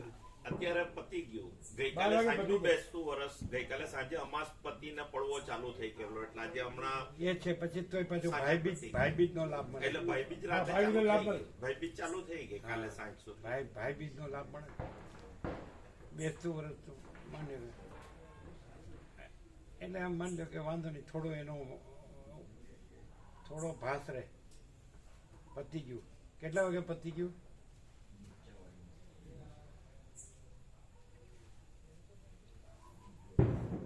સૂર્ય ઉદયથી સૂર્ય અસ્ત હોય તિથિ. હવે મિષ્ટાનમાંથી ખીચડી કઢીમાં આવી ગયા. આખો દિવસ મિષ્ટાન ખાધું ને. 8-16 પડવો પૈતો, 8-16 પ્રથમા તિથિ પડવો પતી ગયો અને બીજ ચાલુ થઈ ગઈ 8-16 થી. અચ્છા અચ્છા 8-16. હમ. એટલે એક્ઝેક્ટ આપણો તત્વબોધ પૂરો થયો. હા, બસ એક્ઝેક્ટ ટાઈમ. અને બેસતું વર્ષ હા પૂરું થયું. હા, એક્ઝેક્ટ એટલા થયા. બેસતા વર્ષમાં આપણે આ તત્વબોધ પૂરો થયો. આઠને સોળ. હે ને? હવે જોયું. હવે ભાઈ બીજ ચાલુ થઈ ગયા 8-16 પછી. હવે બીજ કે એકમ? બીજ ચાલુ થઈ ગઈ. બીજ. એકમ પૂરી થઈ અને બીજ ચાલુ હા, થયું. બીજ એટલે ભાઈ બીજ. ભાઈ હા, બીજ. તો ભાઈ બીજમાં તમે જઈ શકો. એ વ્યવહારે વાત છે, એ બરાબર. ભાઈ બીજ કરી શકે ને. ભાઈ બીજમાં ભાઈ બેનને ઘેર આવે નહીં? એવું. ભાઈ બહેનના ઘેરે આવે. રક્ષાબંધનમાં બેન ભાઈને ઘેર જાય. હા તો એ ભાઈને ઘેર જાય છે એ બરાબર ભાઈ એટલે બે બધા ભેગા રહે છે ભેગા જ રહી છે. એટલે આવી જાય ત્યાં એ રાંધે ને ત્યાં આવી જાય. પણ એ આજે હોય કે કાલ સવારે હોય. એટલે એમ સૂર્યોદય તિથિ પ્રમાણે ભાઈ બીજ કાલે સવારથી જ ગણાય. ભલે આજે રાતથી ચાલુ થઈ ગઈ અને કાલે રાત્રે ભાઈબીજ 10:46 સુધી ભાઈ બીજ રહેવાની એમ. સારું હા થોડા જેટલું આમ અંદર આપણે કાંઈ રહી ન જવું જોઈએ. આ જન્મે જેટલું થાય પતાવી દો બરાબર.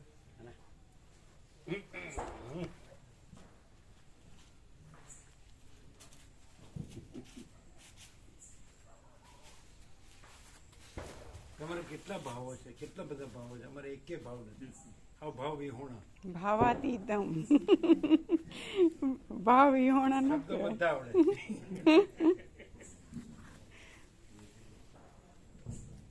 અહીંયા ભાવ હતી તમને એ ભાવ વિભોરમ. સારું ચાલો. વસીલ કે છે ને અમને તો નાની છે એ શું છે એ તો ખબર છે પણ અજ્ઞાનીને શું છે એ ખબર નથી. નથી કહેતા વસીલ કે છે ને એવું રામને અજ્ઞાની છે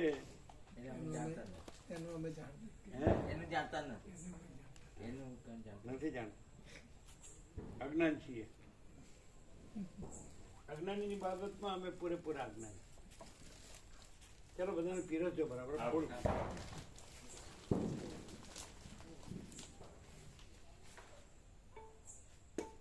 એવું હશે ભાઈ બીજ કરવા જતા હશે બધા નથી. સારું ફરવા જાવ. એ 3-4 દિવસ માટે આવવાનો છે પછી 4-6 મહિના માટે નહીં આવે દેવરાજ. અને નૈના કહેતી હતી કે એની સાથે આ વાત કરીએ આગળ પછી કંઈ શોર્ટ લિસ્ટ કરે તો.